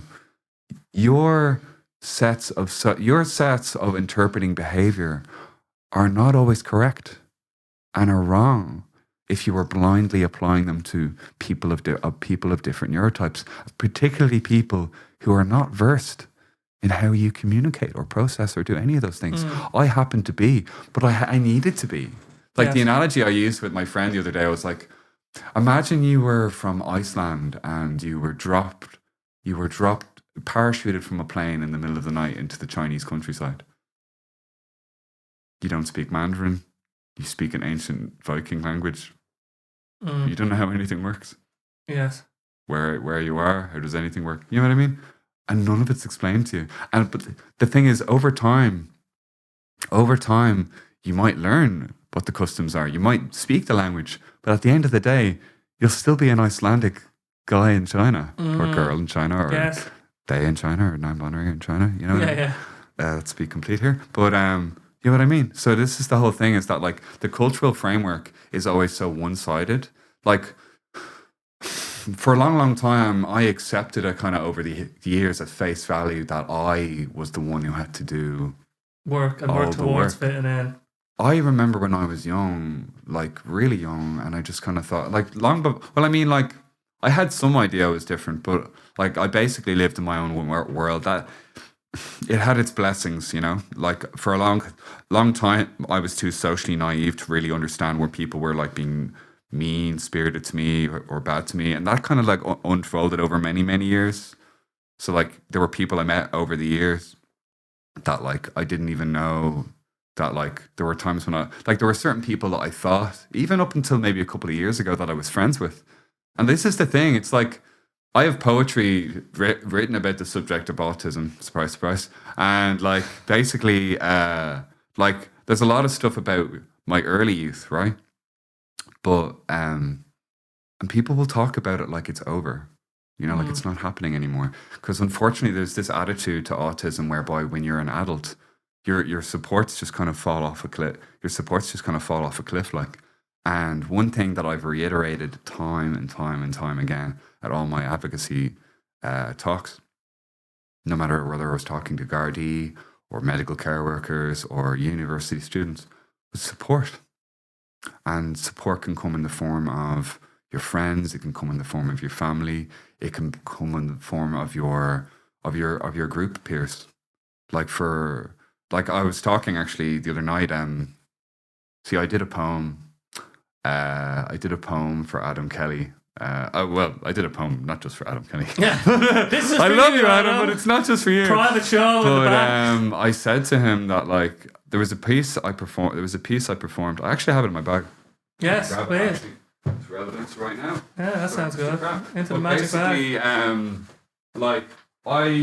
I read this out. I'll breeze through this very quickly. Yeah, please. It's called Incarnation. Just face a little bit more towards the mic, and then there we go. Yes. Kenny is the kingdom, my own local dominion, composed of flesh and bone, rebuilt from an unknown place. Names were unnecessary. Details in distinctions were but a fantasy. All was all there was, encompassed in a unity. When summoned from my eternal reverie, made to build a world from scratch, with now pre-existence to match, away I worked in a guild of my own making. Now I know I was an outsider before I knew the cause. Spent years in hiding trying to don the role expected of me, forged by neurotypical modalities. In good faith I would memorize the characters expected of me, the people I was supposed to be, thinking it would accumulate into epiphany, and after years of seeking I could say confidently, here I am, a human being. I followed the rules. Where is the inclusivity, the fraternity and reliable reliance I was promised? If I obeyed and curtsied and be what I was told to be, uncompromisingly. In years I masked as a method of survival. And no, I'm not talking about the years spent fearing the malady of COVID, but the insistence for conformity, which little did I know at the time was fucking killing me. Years spent sustaining a delusion of humanity, lending to a disconnect, fueling a resentment, fed by being a role and not a person, a situation in retrospect I'd swore I'd lay a curse on. Every goddamn party parents didn't want me at primed me to be particular as to who I'd articulate my genuine character. A lifetime of exclusion, made to be mandatory, for the beneficiaries of a genetic lottery. Inclusion was a clarion call of every virtue-signalling arsehole who told you were grand being yourself, until you were told, could you quiet down, please?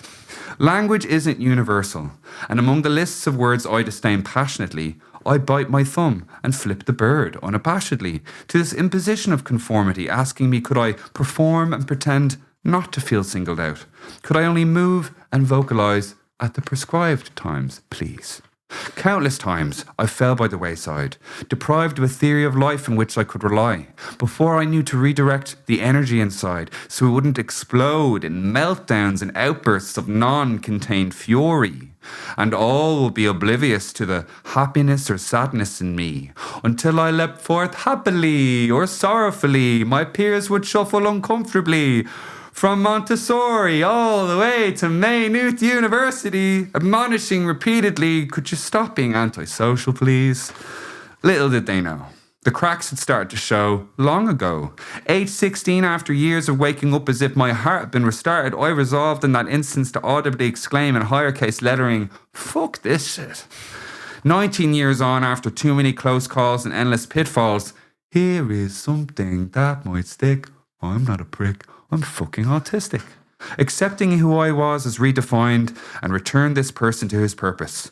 In a world, unity sublimely blended, rendering the imaginary and realistic as the one mind and one world I could not find.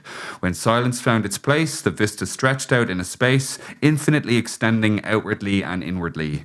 All myriad paths reaching out to this, to this, to this, to this, to this, to this, to this. That was the poem. Amazing. So that's just... Yeah, I know that one. I didn't want to ruin That's just extra filler for the story. Yes, yeah. But also slight just... segue. Shameless plug. Yes, but, of course. basically, like... So, like, if I'm performing... There's, like, some audiences that are familiar with my work, depending on if I performed in front of them before. But sometimes when I perform, even open mics I performed before at...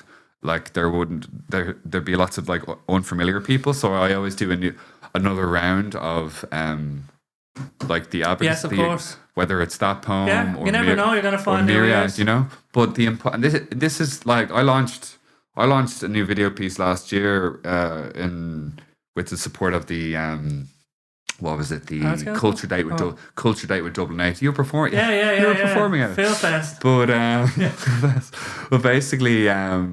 Like it was really good because like I've been sitting on it for a year at that stage last year in May. It had already been made for a year, but I didn't want to waste it because like I don't for a long, long time, I was always falling into that up and down cycle a lot of artists fall into, where they pin all their hopes and all their worth on how well a work is received or not received. And this is actually an idea that ties back to the Bhagavad Gita. You were talking about this earlier, like why do it? Why write a song or produce anything? And Krishna, when he's talking to Arjuna, is talking about this thing called karma phala, which is the fruit, what he calls the fruit of the action. He says, you are entitled to good work. You're entitled to find a function or a purpose that suits you and to pursue it wholeheartedly. But he says, but what you should not expect is for it to come out one way or the other, whether for good or for ill.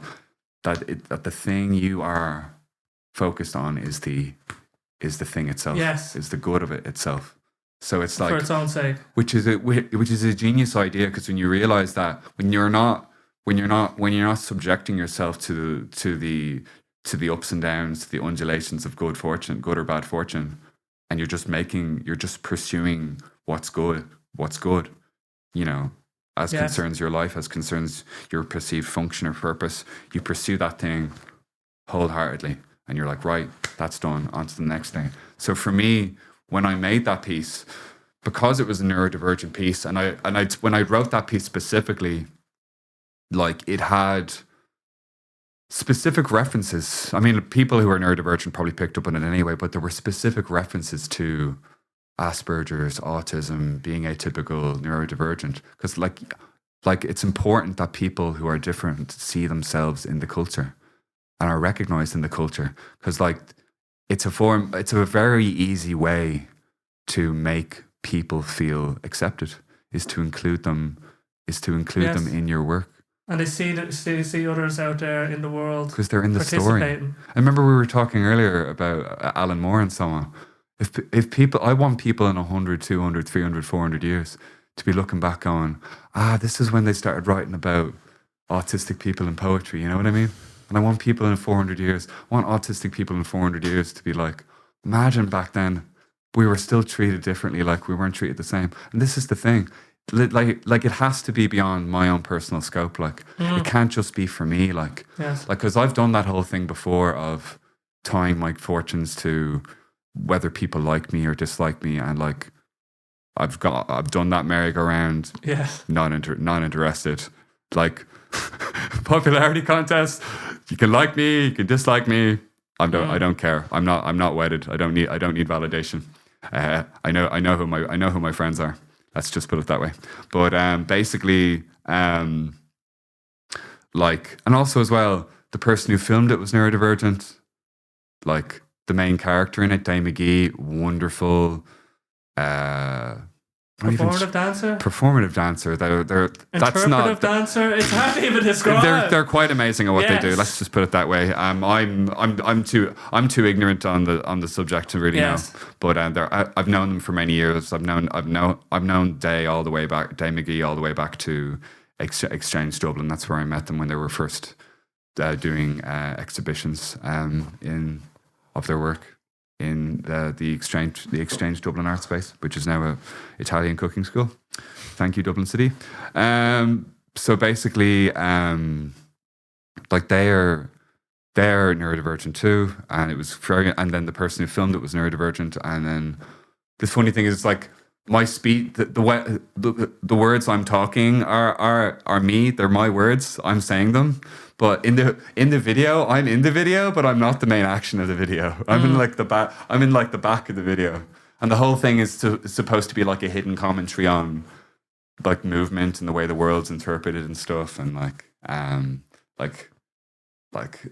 and when I made that and I sat in it for a year, my mum and dad, when I made it, like, and they were like, my parents were like, my brother were like, "Oh, are you gonna release it?" I'm like, "No." I was like, because I couldn't think of a good, like, when I made it the year before last, the year before last year would have been, like, I didn't have a good enough reason to release it. But then I got in touch with Culture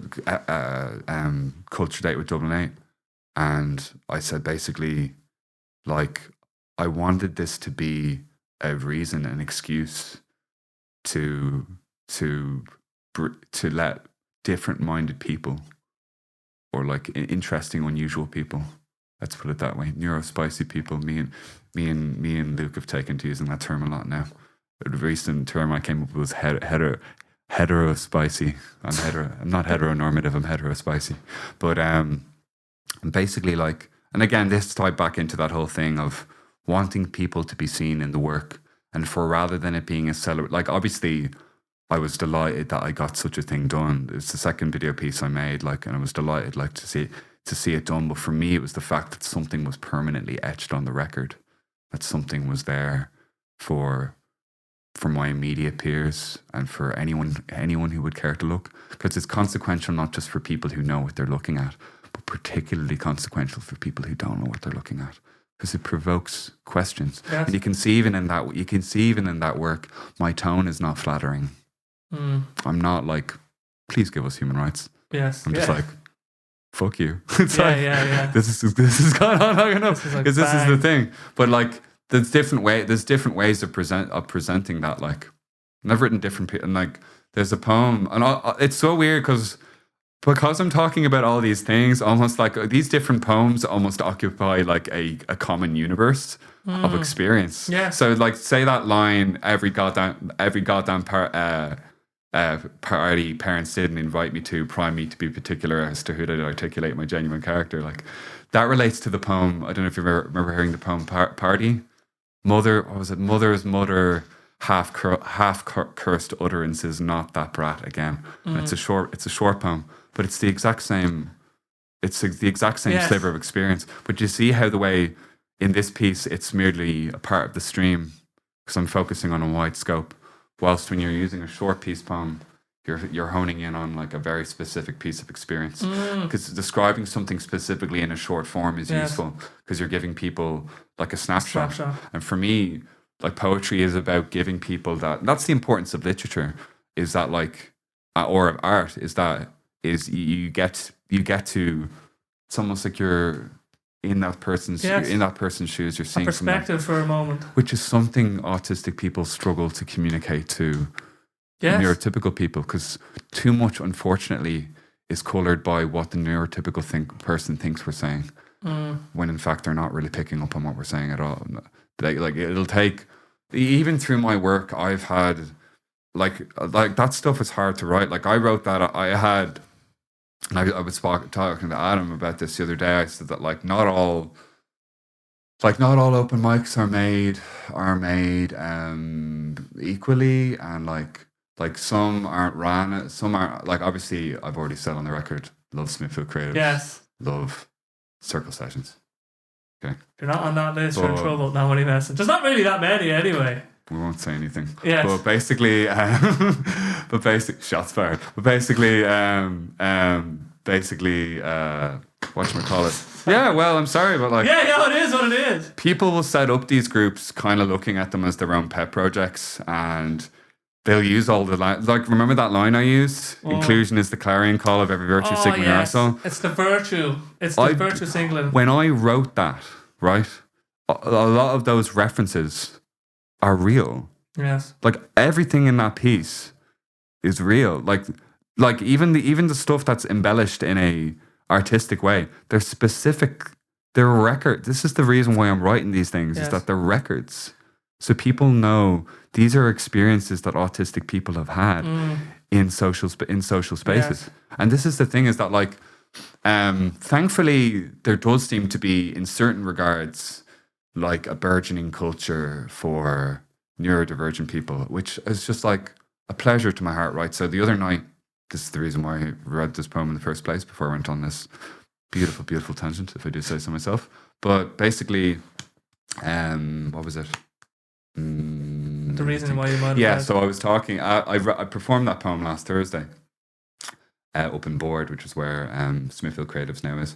And like, I did notice there was a guy in the corner, right? And if I do say so myself, he seemed to have like a bit of a Philip Kennyism penchant for just talking whatever the fuck he wanted, really out loud, which I was doing. Like, you know, ask Seamus or Roisin in circle sessions, or ask. We all know you. They all know me. Now, this is the thing, though, is that like when I wrote that, I did those exact same things at this particular space, but in this case, it was not welcome.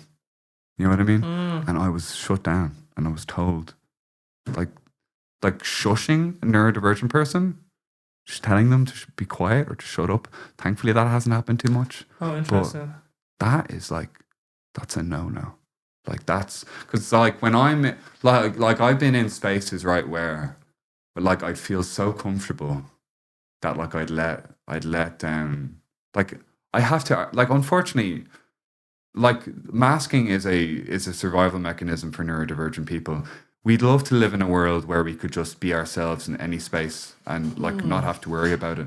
But having masking, we have to mask because certain situations we're not accepted in. In over the years, I've been kicked out. Like dating back to when I was like a child at parties, like parents would get, like that line I quoted, mother's mother have cursed utterances. That's real. That was all real. Like mothers used to throw their eyes up to heaven when my mom used to come knocking on the door and going, "Why haven't you invited my son to the party?" Like she'd have to go and ask them, like, and they would grudgingly do it, but it would be something they just wouldn't do. If they didn't have to do it, they wouldn't do it. Like, and this, unfortunately, even like obviously there are definitely people who are genuine allies, right? But there is a lot of allyship that is performative. Yes. Where they'll say, I support you, man. But I love that.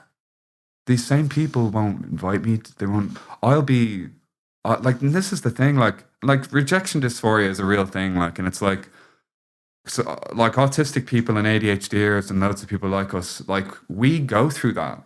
We're primed to be rejected. Yes. And it gets to a point where like almost a switch flips in our nervous system and we're just prepping for rejection. And like, we don't feel rejection in, do you know the way someone might mildly disagree with you in a conversation or like, oh, I need to talk to someone, la, la, la. Like I'm at a stage now, like, and I'm much better at it now, but like I feel little pangs like where I'm like, oh my God, you don't want to hear me. You don't want to hear me talk. Like it's like it's distressing. How? Let's say if I'm in a situation, and imagine, like if somebody who's like not neurotypical is, let's say there's a behavior that they can't help. What, like if that behavior needs to cease in a moment, let's just say the moment calls for, I'm trying to be very broad, right? Because, and also I'm just saying up front, it's like, you know me, right? If I might be naive or confused or ignorant, like, so I'm actually just trying to figure this out because I think it's important. Like, how do we approach, let's say if we're in a situation where we have to, let's say it is a shush, how can we avoid that, like, crushing somebody? Well, this is the thing. It's like, for me, like, when it's not, and I've explained this to a few people, is that, like, when neurodivergent people get stimulated, I'm talking from my experience of being an autistic person and probably an ADHD person. Like, I'm at this stage, it's a feeling. It's not diagnosed, but I pretty much feel like the glove fits, because I tend to have a lot of the traits of it. But basically, like, if I'm on guard in a social situation, like rebukes or rebuffs will still hurt, but they won't devastate me. They'll be like, I'll feel miffed. Okay, whatever. But as my mom would say, water off a duck's back. Yes. I'd be able to take them because I'd be prepped for them. It's like, remember when Houdini was punched in the stomach? Like he died because some fucking fella was like, "Hey, boom!" What, really? Punched him. Yeah. Well, he used to do the cannonball trick with his fist. Yeah. And some guy just walked up to him and just punched him in the belly, and he ended up dying from a ruptured gut or stomach or whatever the hell it was. But that's an analogy, basically. So like, if I'm not if I'm expecting some reboot, or if I'm expecting social resistance in a social situation, you're more equipped for or a lack of openness or a lack of inclusion. And this is the thing, it's like you can be at an event where you're ostensibly allowed to be, but the way people interact with you, it's like, if you're ever from a group that sees things differently, whether you're trans, or whether you're gay, or whether you're of color, like if you're in the minority in any given situation, there's an undercurrent to how you get treated. Like whether it's racism or ableism or any of these things, like they're not always explicit. It's the way, there's an implication of the way people use language. Like over the years, say, like I would have my concerns smothered if I got upset about things. So I had to learn to highly control and regulate my emotions, because I knew that if I got distressed in a situation, people would immediately other me and be like, "That's just Phil. He's being autistic." You know what I mean? And unfortunately, and people will use that. And see, this is the thing. People will say to me, "But people don't mean it, Phil." And I'm like, "Well, do you know what difference that makes to us? Fucking zero." Yeah. Whether you mean it or whether you don't mean it, it means the result is exactly the same for people like us. That's what we have to wrestle with all the time. Whenever it's like going out into a social situation as an autistic person is like putting on battle armor. Like, and there's so many. And the thing is like, whilst there are people out there on the scene, neurodivergent people on the scene, there are some people who just can't hack it. Like, I've seen neurodivergent friends of mine who were literally in certain spaces and signed up. And then like, I turn around like an hour later and I'd be like, "Where did so-and-so go?" And they'd be like, "Oh, they just left." Yeah. They couldn't take it. Like, and what like, could they not take, do you think? Well, I mean, it's the fact that it's like, here's the mad thing though, right? And it's like, these are weird because they happened really recently, though, right? So I performed that piece, which incidentally was so that was at an open mic, right? And like, generally when I'm at open mics, and particularly when I was going to open mics for the last 2 years, before I developed a nuanced view of different open mics, because I was lucky enough to have places like Smithfield Creatives and Circle Sessions, they were unusually high bar models for treatment, because they are just so good for like any single time anyone was like being weird or harassing people or treating them badly or anything like that, they are always quick to say, "You're not welcome here. You're not welcome in this community. We have a zero tolerance for that." Like, so I was extremely fortunate to have found a place like that. But in this case, like, so when I'm comfortable, there's a phrase some autistic people use called autistic joy, which is like when, like, and like for me, like it can manifest in a whole bunch of different ways, and like I stimulate, like, and this is the thing, like, for stimming has become so integrated into my behavior that like I've found and this is the thing, this is where kind of like stimming and masking me is that, like, in certain cases I've learned how to blend them with everyday gestures. So look at what I'm doing with my fingers here. Yes. At the same time I'm using my fingers to like articulate a point, or like I'm also stimming. But because you're like that, because one part of your brain is telling you, "Oh, he's just gesticulating." Yes. You're not like going, that's not acceptable. Like, but when there isn't a social framework for that behavior, people are immediately like, "Stop doing that," like, because they see it as a disruption or an act of aggression. Unfortunately. So sorry, I just want to with stimming. What does the act of stimming do for you? It's self-regulating behavior, like. Okay. And what does that mean? I mean, like, different people have different experiences of it. Broadly speaking, like, it regulates your energy?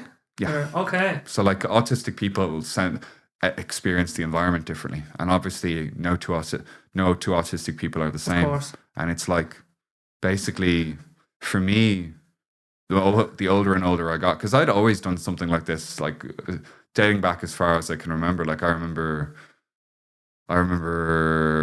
like I remember like listening to like one Smashing Pumpkins record at my cousin's house, and then asking my dad, I wanted some Smashing Pumpkins albums for Christmas, and he got me Gish and Siamese Dream. And I just sat there on my cassette player on my bed, just kind of going, oh my God. Yeah. And just like literally like just playing I Am One on the table. On the table, like, and this is like junior cycle, secondary school, and my teacher's just like, Phil, stop doing that. I'm like, stop doing what?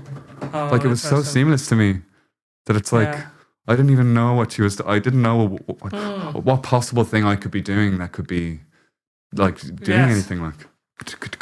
And as I said to you, like I've been in situations where people have tried to come over and like manage me in but this is the thing. Like on one end, it's like people trying to like manage your behavior in social spaces, trying to get you to stop moving or doing things they don't like. And then on the other scale, it's getting kicked out of venues because people think you're drunk or out of your mind. Because you dance. That seems mental to me. I've been kicked out I got kicked out of the Workman's about 10 years ago for dancing. I wasn't drunk. And I've been kicked out of different spaces over the years. And the same token thing that either the management or security people use in different situations like this is, I think you've had too much. And then I turn around to them and go, I don't drink. Your move. It's like, because that's just, they're using it as a cover, of course, to say I believe your behavior is a product of you being intoxicated. There's obviously something wrong here or something, or it's out of the ordinary. Because it is out of this is the thing. Norms are not universal. Yes. They're not. People misunderstand what the term norm means. Yes. A norm is the definition of a norm in a dictionary is that which is usual or average. The norm of a group is not a universal norm. But the problem now is that like neurotypical norms are so embedded in both into how neurotypical people deal with each other interpersonally and how they deal with services and all this stuff. It's so ingrained. It's so ingrained that like it's basically just they just call it normal. Be normal. Why can't you? So you hear it all the time when you don't talk the way people want you to talk. Talk normally. Why are you talking like that? Why do you say? My whole life, every single facet of my behavior has been micromanaged by other people. People telling me stop behaving that way. Like a constant assault on my person. Like. So let me try. Just gives you an idea. Anyway. Yeah, create a scenario, and then I'm going to try and say how like I'm going to make it extreme, right? Okay. So imagine we're on a bus, right?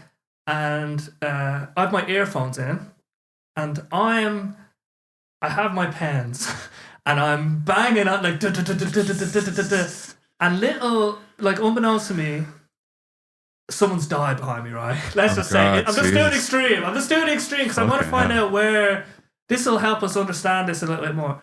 So if someone had me on the back in that moment, and I turn around and I go, oh shit, I didn't realize that someone had died. I'm sorry for doing the drumming. That's one way it could possibly. That's an extreme but there's no way of this is the thing. It's but if let's say in that situation, how would that feel for you if someone tipped you on the back of the shoulder? It'd still be jarring.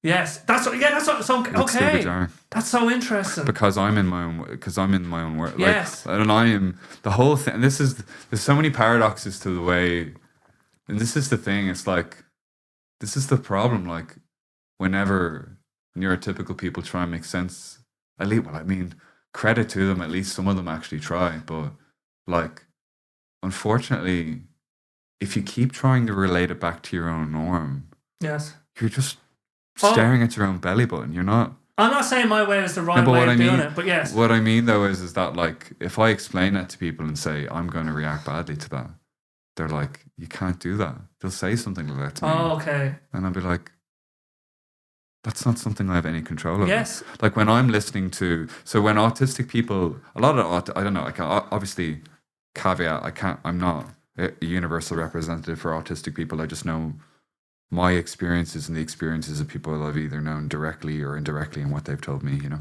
And that's just that's my sense of autism. You know, there's always obviously many different narratives, but like on one hand, autistic people get adversely affected by being in noisy environments, right? But then people will be like, but you listen to your headphones up on like max volume. And like, what's the story with that? And it's like, I can control it. Yes. Like I get to decide oh my God. I was at Vagabond Queen's birthday last night, right? And I got there like I was at Juno Bar. I got there like 2 hours early, like and like I was just sitting in the corner, right? And reading, writing some notes. And like there's music playing in the background, right? And the music isn't bothering me, right? But do you know what happens? This woman and her husband sit down, right? And I don't know why she does this, but like, she's like playing a recording of someone talking on her phone, like, whilst the fucking music is playing. And here's the thing: is that like, the volume of the music is not what's affecting me, but like, when she's just playing, when I'm hearing this little in the background, I'm like, actually, just going like, are you fucking for real? It's like, are you fucking for real? It's like it's the incongruence between what the music playing in the back. So like if I'm in a venue and there's already music playing, I won't listen to music because it won't. Yes. It won't gel well, you know. So what, like, when if someone's annoying you, let's say, like, and you can't help it, right? Let's just say, how would you approach it? Well, I mean, I tend to be, I am not conflict adverse, but at the same time, I don't go out of my way looking for a fight. Yes.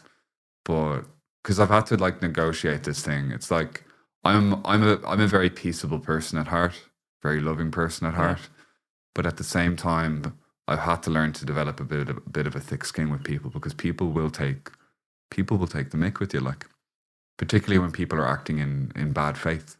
And I mean, like a lot of the time, the issues I run in with people are things to do with perception that I really can't, that I have no control over. And again, remember I was saying, like, the non-communication. Like, a lot of the time what will happen is if someone has a problem with me, they'll never say it to me. And, like, I will inadvertently piss this person off every single time I do a thing they've decided is an annoying character trait. Yes. And this will become a secret reason they dislike me even more and more and more and more and more. And unfortunately, I've had people in the scene who've treated me that way in different ways. Like I remember years back, it was like, what was it? I got invited to like this event. It was just after lockdown, and it was supposed to be like a protest or whatever, but it ended up becoming, that element of it ended up becoming non-relevant. But like basically, I was invited to this thing, and I was at another gig the night before, and I was like, oh shit, I have to get up in the morning. So I left this party at like 4 a.m. Went home, got like 5 hours sleep, went to this thing, performed at it, and like as we were all packing up to go, this particular person walks up to me and goes, do you mind if I have a chat with you? I was like you'd swear someone had died or something. Yeah. I was like, oh my God. And like, and this is the thing, what's harrowing for me is that in good faith, I'm like, oh man, he's telling me something in confidence here, something terrible is happening. And he just turns around and he goes, do you mind if you don't come?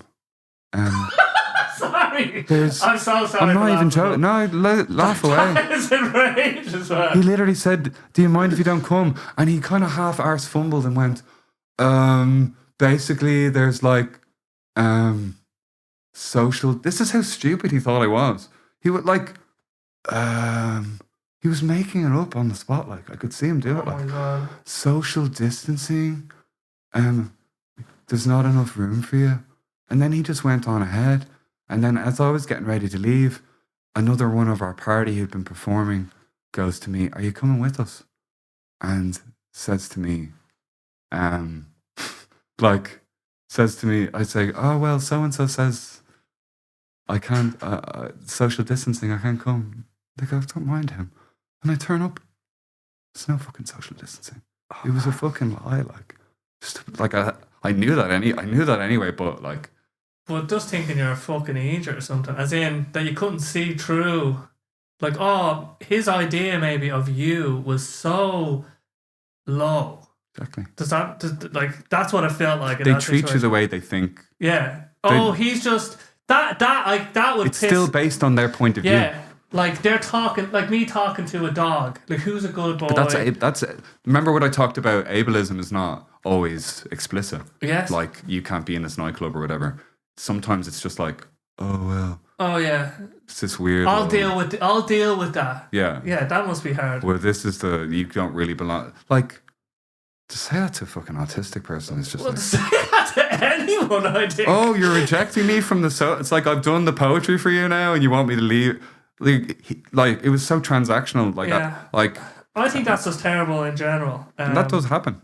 But so let's say I'm trying to get the edges of this here, because and you can't. The thing is, right, we can't actually help how we feel and how we react. Like in a broad sense, in a way. So if we were just fully accepting of feelings, like let's say when someone telling you something, how they feel, like. You want to be telling someone how you feel that you know that they're just going to try. They want the best for you, let's say. Because if I tell you how I feel, it's like I actually can't help how I'm feeling at this moment. So for better or worse, this is how I feel. And let's deal with that feeling, let's say. And so with this... I never get a chance for any interaction like that. Never. Yes. I'm not... Like, this is the mad thing, is that, like, over the years, just people who I thought, like, were, like, really good friends of mine were just, like, I just gradually started to understand. It was just really, it was a super hard reckoning, because, like, in my heart of heart, like, it took me so long to be able to, like, step into social spaces. It took me 20-something years to learn how to do that, like, and to start making friends and making connections. And when it happens, oh, it's just the most wonderful thing, like. Yeah. Like, I'm learning about a person, I'm having my own view of the world expanded, I'm seeing points of views I've never considered before, and they're getting the same. Yes. And it's amazing when that happens, and I know what it looks like when it happens. What I've gotten to a stage now, though, in social relations, that when something's off, it's like, it's not even a point to be argued. It's just like, that's the way I view. Song out of tune or something. Context, information, precedents. Every precedent in my life, I know what it looks like. Yeah. When people are shifting their behavior around. This is the thing. Is that, like, but maybe particular people in groups like that, in particular social circles or scenes or whatever, will behave a particular way like that around certain people in particular situations. But when other people are around, we'll be like, yeah. oh, hi, what's the crack? So good to see I hate you. people so much, man. But when you're by yourself, yeah, they're gone. It's a total different thing. They turn their back to you. Yeah. They leave within about 10 seconds of you arriving. A little micro. It's subtle things, and they but you can smell it. But they think you don't know. Yeah. And this is, yeah. So people, I think it's a big problem. Yeah. You have to just keep, as I said to you, like, it's on me to remain composed. And like, me saying that, I'm saying that because, like, unfortunately, it's not something many autistic people, I mean, and I'm only giving you one example within my own experience, but there's many different kinds of autistic people in many different kinds of situations across many different scenarios who go through the same thing, but don't feel like they have the platform or the agency to talk about those things, and would rather just go, right, this is the space I feel safe in, because I'm just gonna say wider society doesn't want me as I am. Well, it's like, it would just be painful to, like, bear witness to people's reaction to you. I think it's like the ordering or the belittling or the let's just say in the worst sense, like that's just Phil. People that don't appreciate you, and they think that you're like a problem that needs to be dealt with. That's what I'm hearing. We're not getting invited. This is the thing. I talk about that not getting invited to stuff like it's a past artifact. It's not. Yeah. It's like I find out, like plenty of times I've found out about things going on that I wasn't invited to. What is it that you think they think about you? Like, what is it like? What do they think is so heinous about Phil Kenny annoying? If you could answer that question, I would sell it. But this is what I never when I met you, I just thought this is an interesting character. That's like the holy grail of like social. Like, why do you not like me? It's like. Well, has anyone ever like? Let's say if I was let's say I was in a relationship, and this is a bit embarrassing, but at one time, this was years ago, but I didn't wear boxers when I was wearing tracksuit bottoms, right? And the girl told me that actually she was disgusted by this, and it was making her feel less attracted to me. And so, but I was I wasn't mature enough to listen at that point and to appreciate wanting to do something for somebody else, let's say. And so, like, in hindsight, it's like, okay, I could have just put on my boxers, let's say. But some things, if she didn't like something really about my character that I couldn't change or that was so fundamental to me, it's like, well, there's nothing I can actually do about that. I'm sorry. I will try and mitigate it or something. So are there, like, have you been in situations where someone has tried to say, see the way you do a particular thing, like, I feel a certain way about that. Is there anything we can do about that? And rarely. If not, okay, rarely. It doesn't not happen, but it almost never happens. And how would as like being someone with autism, how would that be received? Like this is the thing. I'm at a stage now in my life where, and obviously different. This is the thing. Also, I forgot to mention earlier, when we were talking about high functioning and low functioning and why we don't use them. And we started talking about German history for an hour. That was a segue I did not expect. But basically, obviously, like some people, the autistic community is vast and huge, and the neurodivergent community is vast and huge, and people aren't going to think the same way in lockstep about it. But basically, at least a viewpoint I hold anyway, is that like.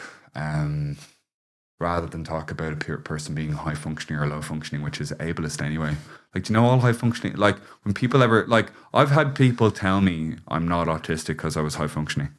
You see how already problematic that is? I'm not autistic enough to be autistic. But already they are defining what they think autism is. And they're telling you, they're telling you that they think it's inherently a specific thing. You are not bad enough at socializing. You're not bad enough at communicating. And that by me having gone through all these years of occupational therapy and speech therapy and all these things to get to a point where I can stand on an almost level playing field, let's be honest, just doesn't happen. But then, but that's it. So we talk about, instead of high functioning and low functioning, we talk about low support needs or high support needs. Whereby instead of ranking a person on their intellectual ability or anything like that, how well they fall in lockstep with the current way of doing things or norms. Like, what does this person need to live as optimal a life as they possibly can? Because autistic people are human beings, and we deserve to have the same opportunities as anybody else. If we can possibly have any of those opportunities. But like we need the support to get to that place.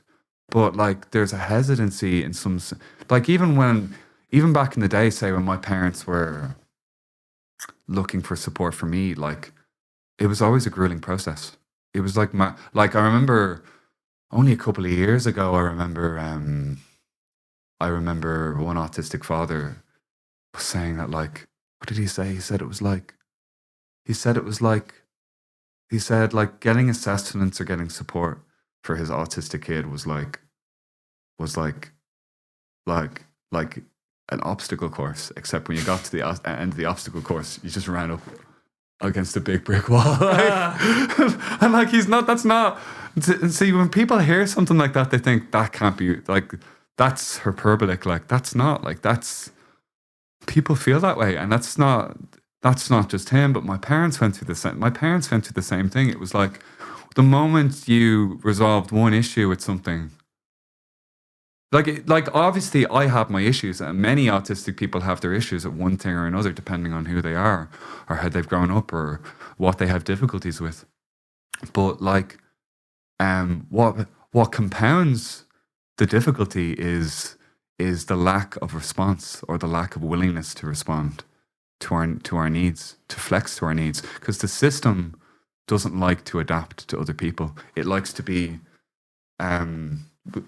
People might disagree with me, but some people view would say, like, Irish society as being quite paternalistic. Like, here are some bottle banks for you to recycle your bottles. Oh, you're not allowed to smoke in pubs now. Like, these are still good things, but some people are like, state's kind of telling me what to do. Telling me what to do, you know? Which is its own like thing, but it's like, and this comes back to, like, remember earlier when I was talking about, like, you know, can I not work from home?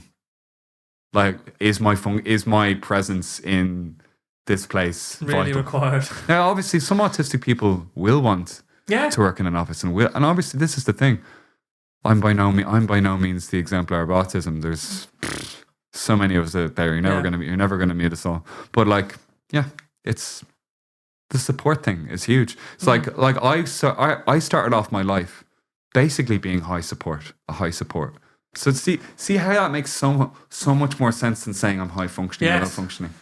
It's like, because support, the whole thing of support is existential, because it can either be a fixed value that might be in place that whole person's life, depending on who they are or what their circumstances are, and there's a load of different things that come into play, or it can be something that can change depending on certain mitigating circumstances. So like, I started off having every conceivable problem you could imagine, like my brother and sister, like, for instance, like, almost never went to the hospital or had any medical complaints about anything. I was just into the doctor all the time with something, like ear stuff, nose stuff, throat stuff, everything. Like, I was sent to therapists, occupational therapists, speech therapists, like therapists that taught me how to walk in a straight line, how to not look at my feet when I was walking. I used to walk around, I mentioned this the last time, like, I didn't know where my feet were if I wasn't looking at them, you know? Wow. And so for a long, long time, and like right up until I would argue even only recently, like, you know, like, even when I was going to, like, obviously this is the thing, it's like there were moments though progressing, even when times were bad, there were always up points for me personally when I felt that I was making huge leaps in my identification of myself, how I viewed myself, my place in the world, ability to deal with the world, all of this stuff. Yes.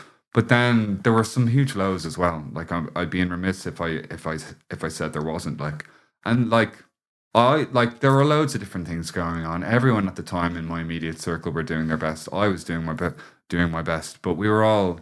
It was an unstable situation where I wasn't like. I couldn't really get ground all the time. Yes. Thankfully, I had places to go to. Like, I always, like, for me, this is the thing for me, because like, creativity has always been about self-actualization for me, because I was going to like speech and drama classes, and I was reading books, and like my auntie Janet, we were at like every Christmas we have like a Kenny family meetup, like St. Stephen, Christmas Day usually it is, and like on this occasion, like, my sister was talking about, like, it's my sister's due. I'm gonna be. She's actually due tomorrow. Actually. Oh wow! So yeah, but they got talking about the kids and stuff, and like and how we all were as kids, like, because my auntie Janet's also my godmother as well. She used to look after us when my dad used to be an electrician, so he wasn't always at home sometimes, so he'd be working at that, and my mum would be out working in standard life. But basically, she would have sat down and done lots of the work with us, homework with us. Like I was like, compare me in the early years, me, my brother, and my sister. I was by far the one who struggled. By far the one who struggled the most. Like I still struggle with numbers, but thankfully, I make up in logical reasoning, abstract logical reasoning, and verbal reasoning. I scored in like, what is it, like the 90th percentile when I was like 12 or whatever. That was after years of hard, grueling. But none of that would have transpired had my parents not been like, we need to help him. Yes.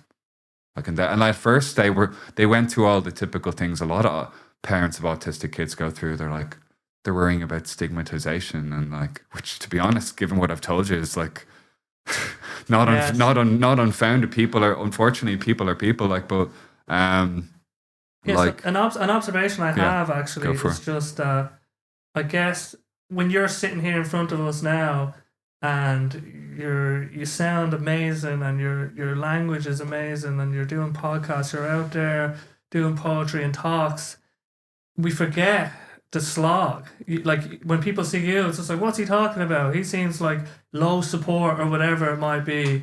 But you don't see. Still need some help at something. No, yeah, I'm not saying. Help me. I even need support. Please help. Support this podcast.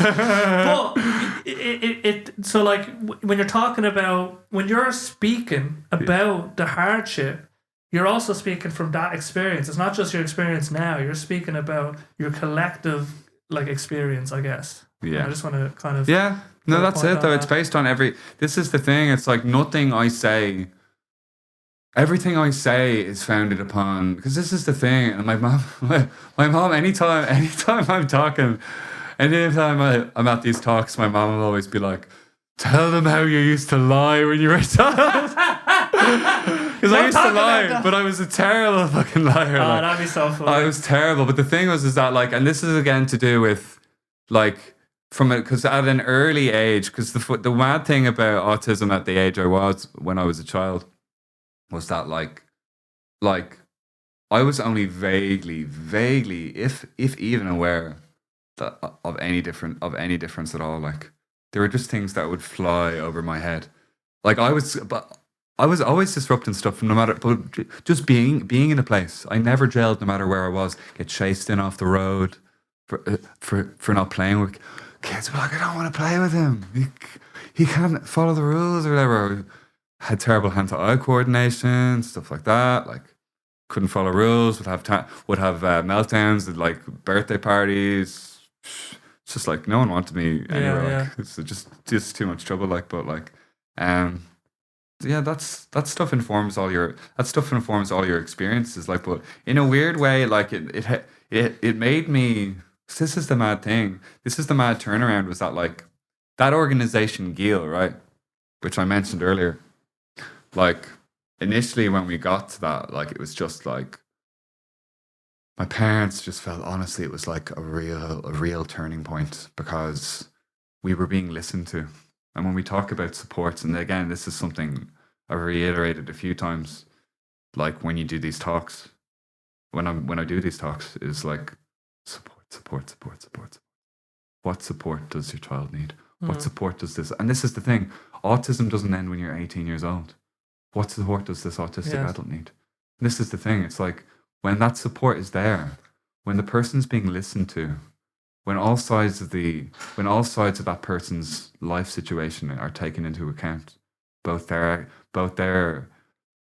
situation externally viewed by other people, whether relatives, friends, or whatever, but most importantly, those people, how do they feel about A, B, and C? And then when all of these things are properly figured out, then you can arrive at a situation that works.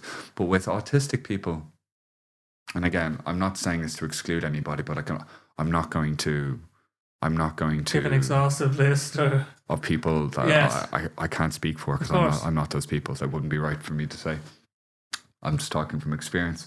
But like, great thing about this particular organization is that it obviously, like, all the people that work at Geel love their job. Like they all come from a variety of different backgrounds, but a lot say will come from like the like social sciences, social studies kind of like like academic track, and like, and this is, and a lot of the talks, I've done talks, say at like, I did a talk at Dundalk Institute of Technology. I've done talks in Technological University of Dublin.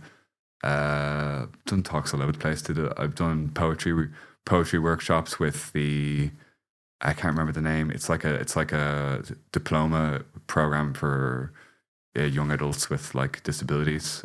So like all over the track. Like, but yeah, it's like, but it's like it's the same thing you're always talking about. Like for me, like as I said earlier, when I went to like college and whatever, when I got offered UCD as well as Maynooth Youth University, and lots of people just would have immediately thought, oh, he'll go to UCD. Like now, like on one hand, it was like, their access department's much better than UCD. UCD seems like an urban nightmare. It's just like, I was 19 coming out of secondary school. I was like, no, this is too intense. Campus is too big. It's just like, you know, that kind of like brutalist architectural style. I was like, no. And then I went to Maynooth University. It's got lovely Gothic architecture, greens, just lovely chilled out kind of country attitude. Like, and their access department just had me sold. They were so flexible. They always gave you extra help, extra time. And like, no matter what period of time you're looking at in my life, whether it's the supports I got when I was young, doing occupational therapy and speech therapy, was also doing speech and drama classes at the same time. So like in college, it was the access department program, but in secondary school, so like, just for context, when I was in second year English, my exam results were 25%. I got 25% in my English exam. And that was the last exam I ever did in a hall with other people, pretty much like ever. And then like, but the teacher said to me, she said, that was a terrible result, but she knew my class interactions with her were not represented on paper, and she knew that wasn't a representation of who I was or what my ability was. So despite getting 25% in my English exam, she said, I think you should stay in honors class. And you see, this is what I'm talking about. It takes one person with a good heart and a progressive mindset to see your potential, and to not say you're not capable of achieving A, B, or C. And this is any single time, like Dara Byrne, who I worked with in Geel, lovely fella. Also loves his job, just lovely person.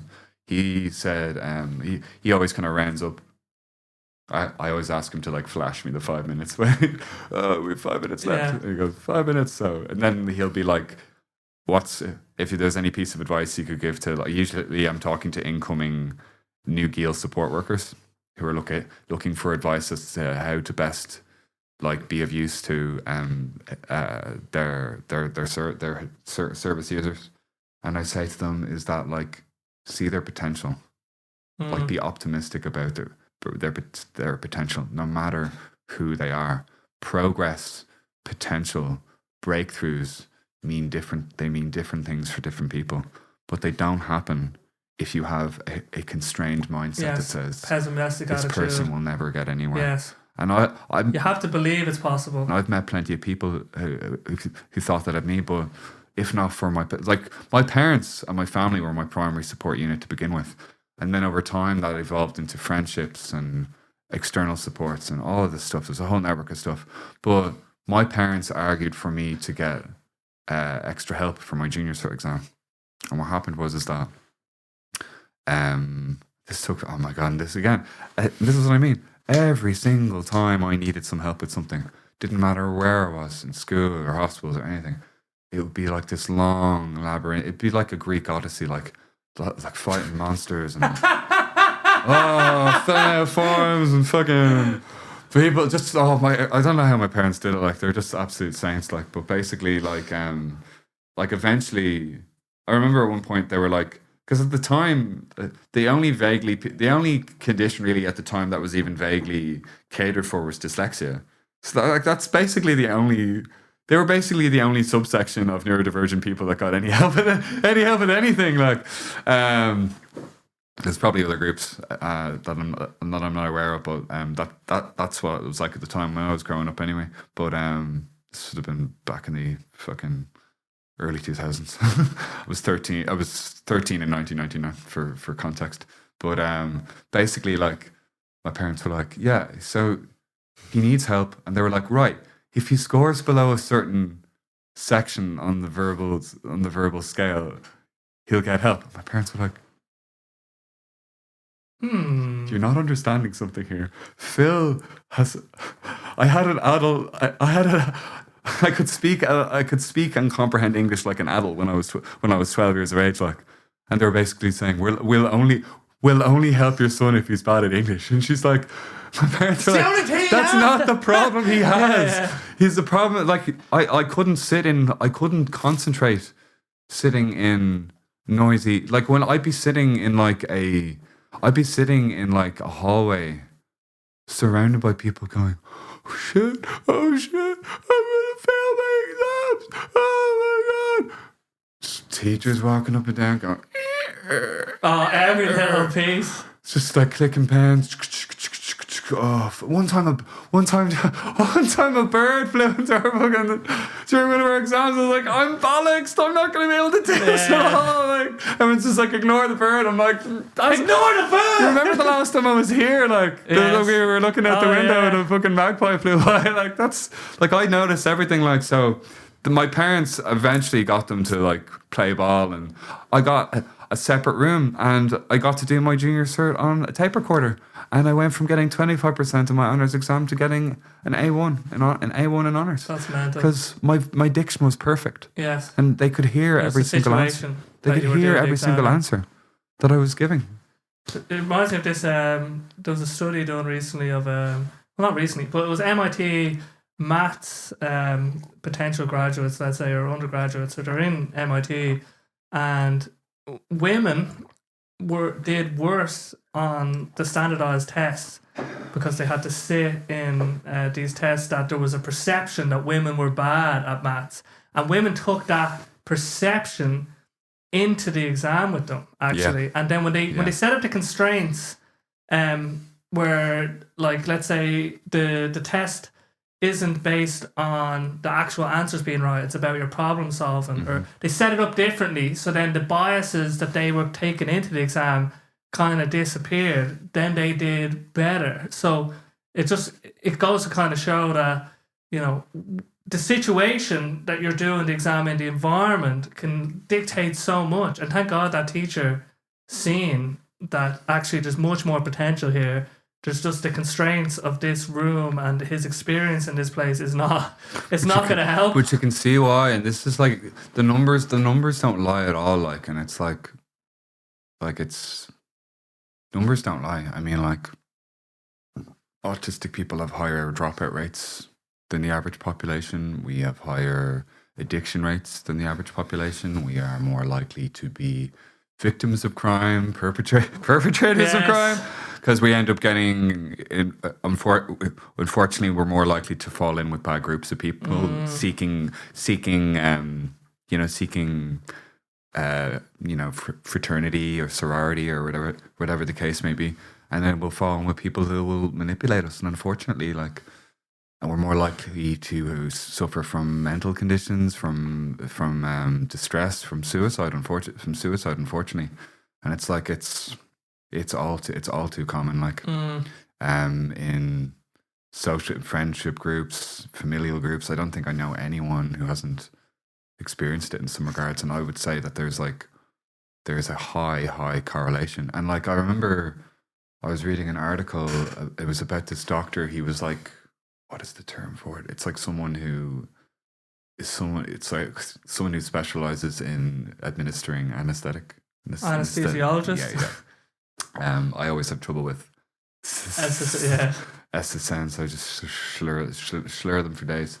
But he joined an organization. I can't remember whether he joined it or whether he founded it, but there's like an organization. It was like Irish Autistic Doctors Association or something. I might have gotten the name wrong, but that's basically what it was. But like, when he started he started doing talks with, I think it was Clonakilty and what was it? As I Am. And some of the things he found out were just shocking, like in terms of like just how more sick autistic people get from a variety of different diseases, how less likely they are to report sickness because they can't deal with see the practical implication of services not being fit for purpose. It's like when you have a problem, if the access of service at point of entry is too harrowing, no matter how bad your problem is, like you will offset it and offset it and offset it and offset it and offset it until you're diagnosed with whatever, like, you know what I mean? It's like, and this is because it's just like there's no urgency, and unfortunately, like, and I've kind of iterated for years and for years and for years, and this is the thing, is like, as we were talking about sobriety and stuff earlier, is that there's this view, and again, my views are not universal views, they're just my views, but there's like a view of like autism like as a monotropic condition where the brain basically focuses on particular things, or has a particular stratified way of like processing like information. But like what is it? It's like, so with monotropic, it's like when it comes to like negotiating like certain situations and so on, it's like we can have a degree of like what's known as cognitive inflexibility. And this is the crazy thing, because it can work both ways, and I've seen it argued like a whole bunch of ways. But it's like once you're convinced that dealing with a certain, and it was the same with me actually when I was in school and so on. Like I would fall behind on things, and I was just, my fear of the reprisal from the teacher would be so overwhelming that I wouldn't deal with it until my parents got like a call from the school or whatever going, why hasn't Phil filled out this form, or A, B, or C, right? You know, and it's just like it's just a myriad of stuff. But yeah, as I was saying, so it's like with the monotropic thing, it's like you know, obviously like as an autistic person, I'm very kind of solutions orientated. And not just in terms of creative problems or intellectual problems, but in social things too. Like, I cannot bear to be ill at ease with someone. You know what I mean? I can't. Yes. For better or for worse. Like, I'll have it out with someone for better or for worse. Yes. Because I would rather have it concluded than just be like, do you fucking hate me? Yes. And like, it's so unfortunate because like, say if a friend doesn't call, like, there's a myriad of reasons why, as you can see, I fucking love that word. Yeah. myriad. But that's why I use it as a title of the poem. But basically, you know, it's like if, say, a friend doesn't talk for a while, like, maybe I'll call them. Then I'm like, maybe they're only responding to me because they feel sorry for me. Oh. So I'm going to wait until they call me. But then they never call me. Yes. And then I'm like, I really think I should call them. And I'm like, no, they're just going to feel sorry for you. And it's just, you get stuck in this like loop. And this is the problem. And the thing is that like cognitive inflexibility can be really, really, this is the thing. It's like, some traits in and of, like, some traits, not all traits, some traits are bad, unfortunately, to have neurologically. That's just a fact. But some other traits, particularly in the cases of like cognitive inflexibility, it can be excellent in some situations. Yes. So like when I'm determined to solve a problem, that's why I solve problems. That's why when someone says to me, write a poem about this, I'll be like, what do you want me to write it about? How long do you want it to be? What kind of style do you want it in? I can do any of that. I have all that stuff on tap there, like, you know, but it's like, but when someone has a problem with me and they don't, and it's presented in such a way that I'm incapable of getting to the core of the issue because they won't even let me know they have a problem. Yes. And then you're just kept on this sort of outside level, and then it's obviously just difficult because I'm just talk to me. You're stuck. And this is the thing, because for years, and once I gained maturity, I started to have like the existential wherewithal to be like, or the awareness to be like, this isn't right. I'm like, I've been shouldering the blame for years, and Lord knows there were some cases where things were definitely my fault. But the moment, this is the thing, it wasn't that I was never at fault, but when I was at fault, and this was a long time coming, I eventually got to a point when I could just be like, okay, I acknowledge that. This is the lesson I've learned. This is my take. Can we squash this? And then that would be done. Yes. But some things are unresolved with people because people are more wedded to their mindsets, and this is it's met out by they found in certain cases with interactions between neurotypical people, and another study they did on first impressions between autistic people and neurotypical people, they found that a neurotypical person's impression of an autistic person is largely influenced by their first interaction with them and how well it goes.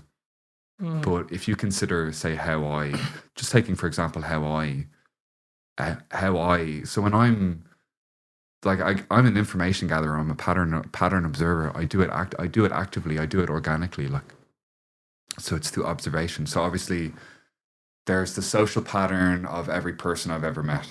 And then there's the social pattern of every guy I've ever met. And then there's the social pattern of every girl I've ever met. Yes. And you can get as specific as you want. It keeps going down. Or queer people, or trans people, or black trans people, or any any combination. Some groups are obviously going to be smaller than others. Yes. But anytime I have an experience with someone from a given group like that, that gets added to my treasure trove of all right, so when I was but then I'm also taking into account the situational context. Yes. And going, well, this is how it turned out on this occasion with this person situation. And and here are all the permutations. Because so there's no one on planet Earth who exhaustively examines social situations and moments in your past. From as many different, I never act in bad faith with people. I never act in bad faith with people ever. I can't. Yes. I can't do it. It makes me feel. I feel like I'm that self-aware. I went from being basically totally unself-aware in the eyes of other people to being completely aware of myself in the eyes of myself, and myself in the eyes of others. Yes. And I have to be exhausted. I'm always on. I have to be. But that's why I've started doing meditation and stuff. But you can see how people, again, going back to the addiction thing, it's I was never an addict, but I'd be lying if I didn't have problematic use with alcohol and stuff over the years. Many Irish people do. Unfortunately, it seems to be ingrained.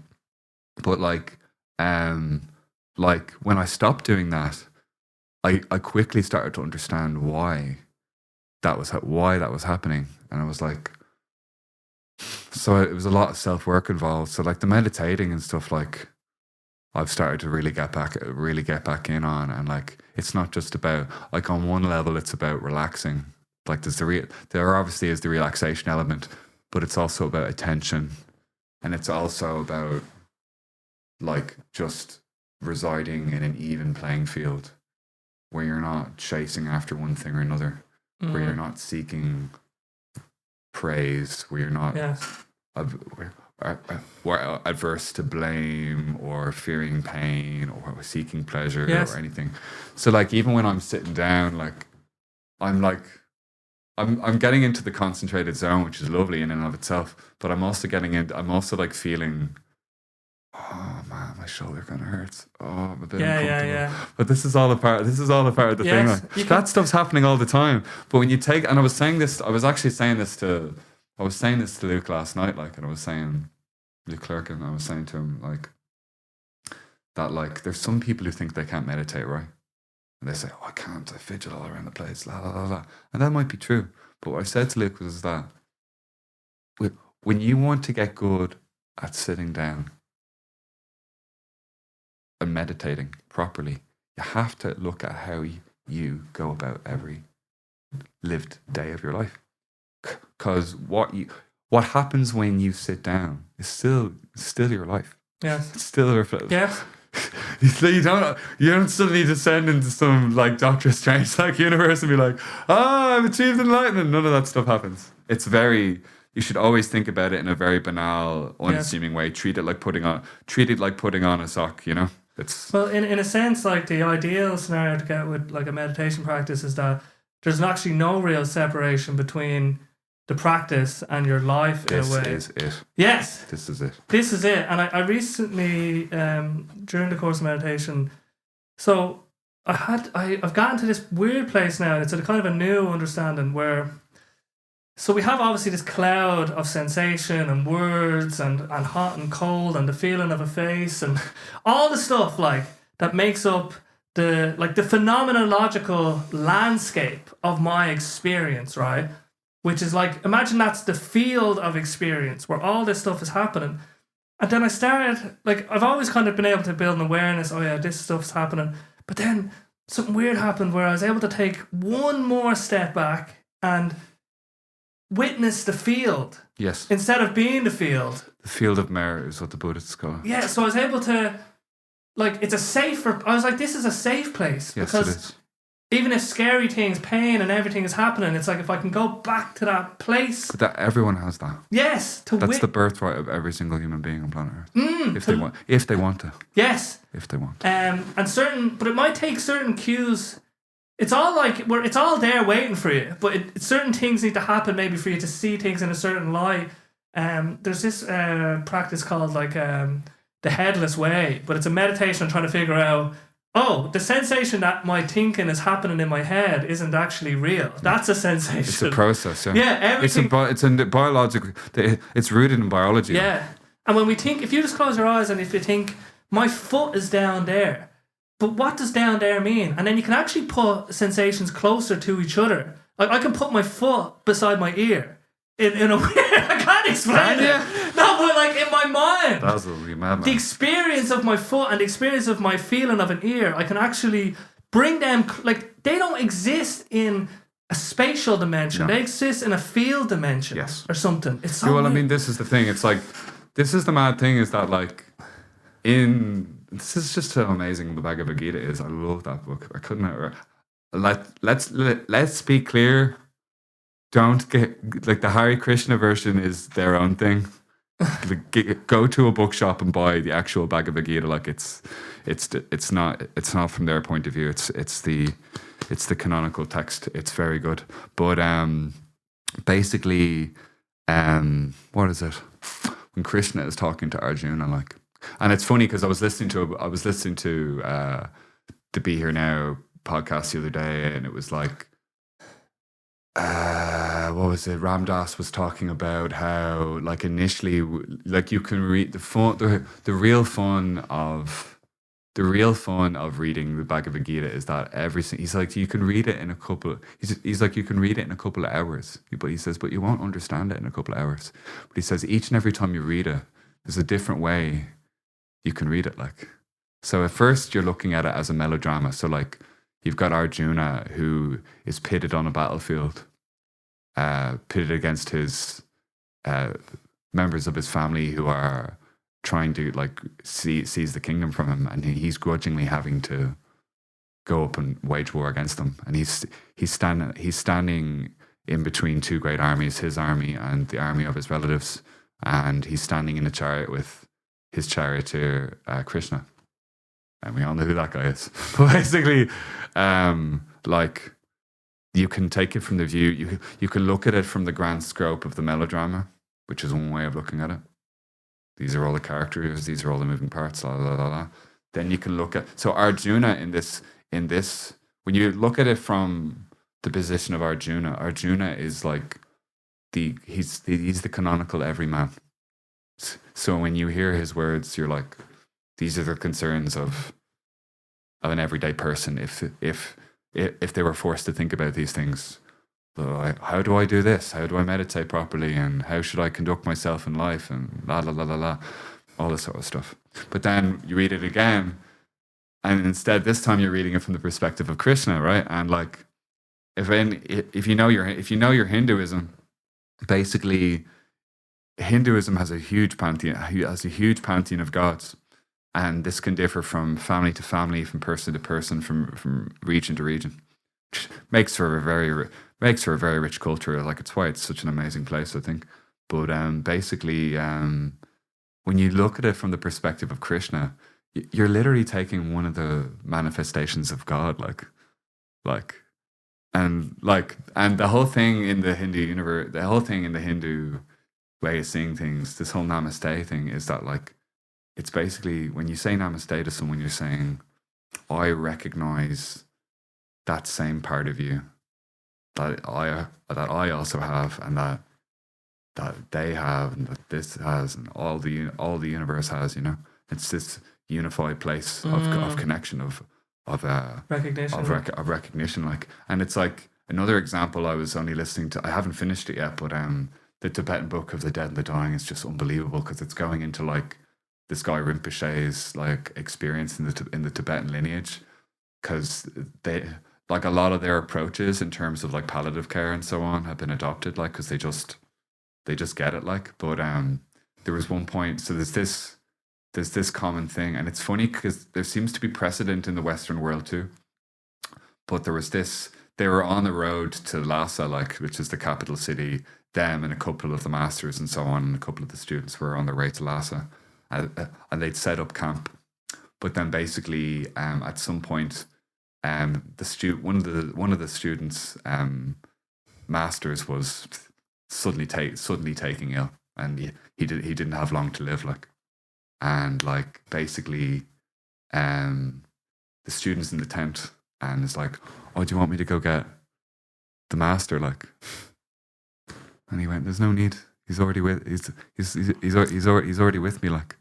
So the sense of that connection, that spiritual connection, is so simultaneous. He says, don't bother him, I'm just going to die, I'm fine. Leave him alone. I don't want to inconvenience him. And then, you know what he did? And this is something that's in the, like, I need to buy, I almost bought this the other day, but I'm going to have to, like, I'm always just buying books, and I need to, like, I need to get a hold of myself. I'm seeking help for my book addiction. You need support. BA. Oh, Bachelor of Arts, that makes sense. There you go. BA. But basically, that's where I got the addiction from. I got it. It's rooted a long, long time ago. But basically, he let out 3 breaths. And he went, and then he died. Just died on the spot. And like, this phenomenon has been viewed in the and then, like the expiration, like the dying breaths. No. This is just like almost like a universal thing when people are on their deathbed, and they go like just the last breaths that escape the. Wow.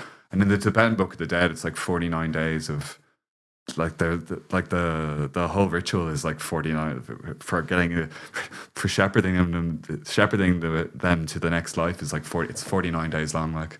So yeah, they take that stuff seriously. But their whole viewpoint is that, like, in order for you to take, they say, we live life in the West, we live life as though it's ours permanently, and that it's not going to be taken away from us at some point. Yeah. And that it says the irony is that we spend our whole life preparing, and when we're about to die, that's so weird. There's no operation performed. It's about to die. Shut down. We're about to die. Weird. So weird. But yeah, that was so relevant. Hold on, we need to bring us back alive. No operation performed. Shut down. That's stupid sexy universe. Yeah. But basically, that's the thing. It's like, if you don't if you don't accept the implications of death when you're alive, then you live as though you're going to live forever. And if you live as though you're going to live forever, then you don't treat life with the degree of importance. And this is the thing. Like the Tibetan Buddhists are very serious about it. They're like, you know, some people will go, you live, and then other people are kind of say, oh yeah, we all die one day, and they go, you have to take life seriously, and you have to take death seriously, because look at the way we treat the elderly in the West. What happens when they're not of use? We don't even want to be around them. Yeah. The fact that they're getting old, the fact that they're decaying is reminding us of our imminent demise, and they're like, put them into a hospital, keep them going. Alan Watts had this funny thing where imagine you're visiting your dying friend, and we all know he's going to die, and then we're all just dancing around. You'll be fine. Everything's going to be fine soon. Don't worry. We kind of have a tendency to brush death under the carpet and not talk about it and pretend that it's not happening. But I think it's the most sort of the most poignant aspect of our existence is that we're going to die, and it gives us so much. And I'll never get over how heartbreaking it is. I'll never get over the fact that you're going to die. Everyone I love is going to die. That, like, there's no greater tragedy. But it's precious. I know. It's literally the most precious. It puts it into its resolution. There's no, like, what do we think by precious? We mean it's rare. And we are the figure that is the background. Exactly. And that's why it gives us such beauty, and it means we have to try and fill, I guess, our lives with. I was actually talking to Anne about a recent poem she did, but she was talking about love, and it's just like, I love for a cup of water, I love for a kind of like, we can have love for everything. Exactly. And I was just like, I need to fill my time here on this planet with as much love as possible. You do need to fill your time. I'm gonna fill, because once it's gone, it's whatever. Here's looking at you, this kid. Incarnation or whatever it is very difficult to deal with sometimes. But I think I've come around the other end of it. But I think we're coming up. We might have to kill this podcast because I think we've nearly done, over 3 hours. This is amazing. So I don't know if you want to... If there's anything in closing that you'd want to point people to or say, or... autistic people are human beings. Give us human rights, for fuck's sake. Human rights for autism. Also, meditate, you lazy bollockses. Yes, I think that is that could help people. Do yourself a favor. Even meditate. In situations where, there's get someone out of your own way and get over your own shit. Please. Do us all a favor. Thank you for if you've listened this far, I appreciate it. And probably be me. That's a nice little bit of information. But yes, I appreciate you coming on. I appreciate you and your person and everything you're doing. And we will catch you in the next one. Oh yeah, sorry, actually. Oh, we're not actually.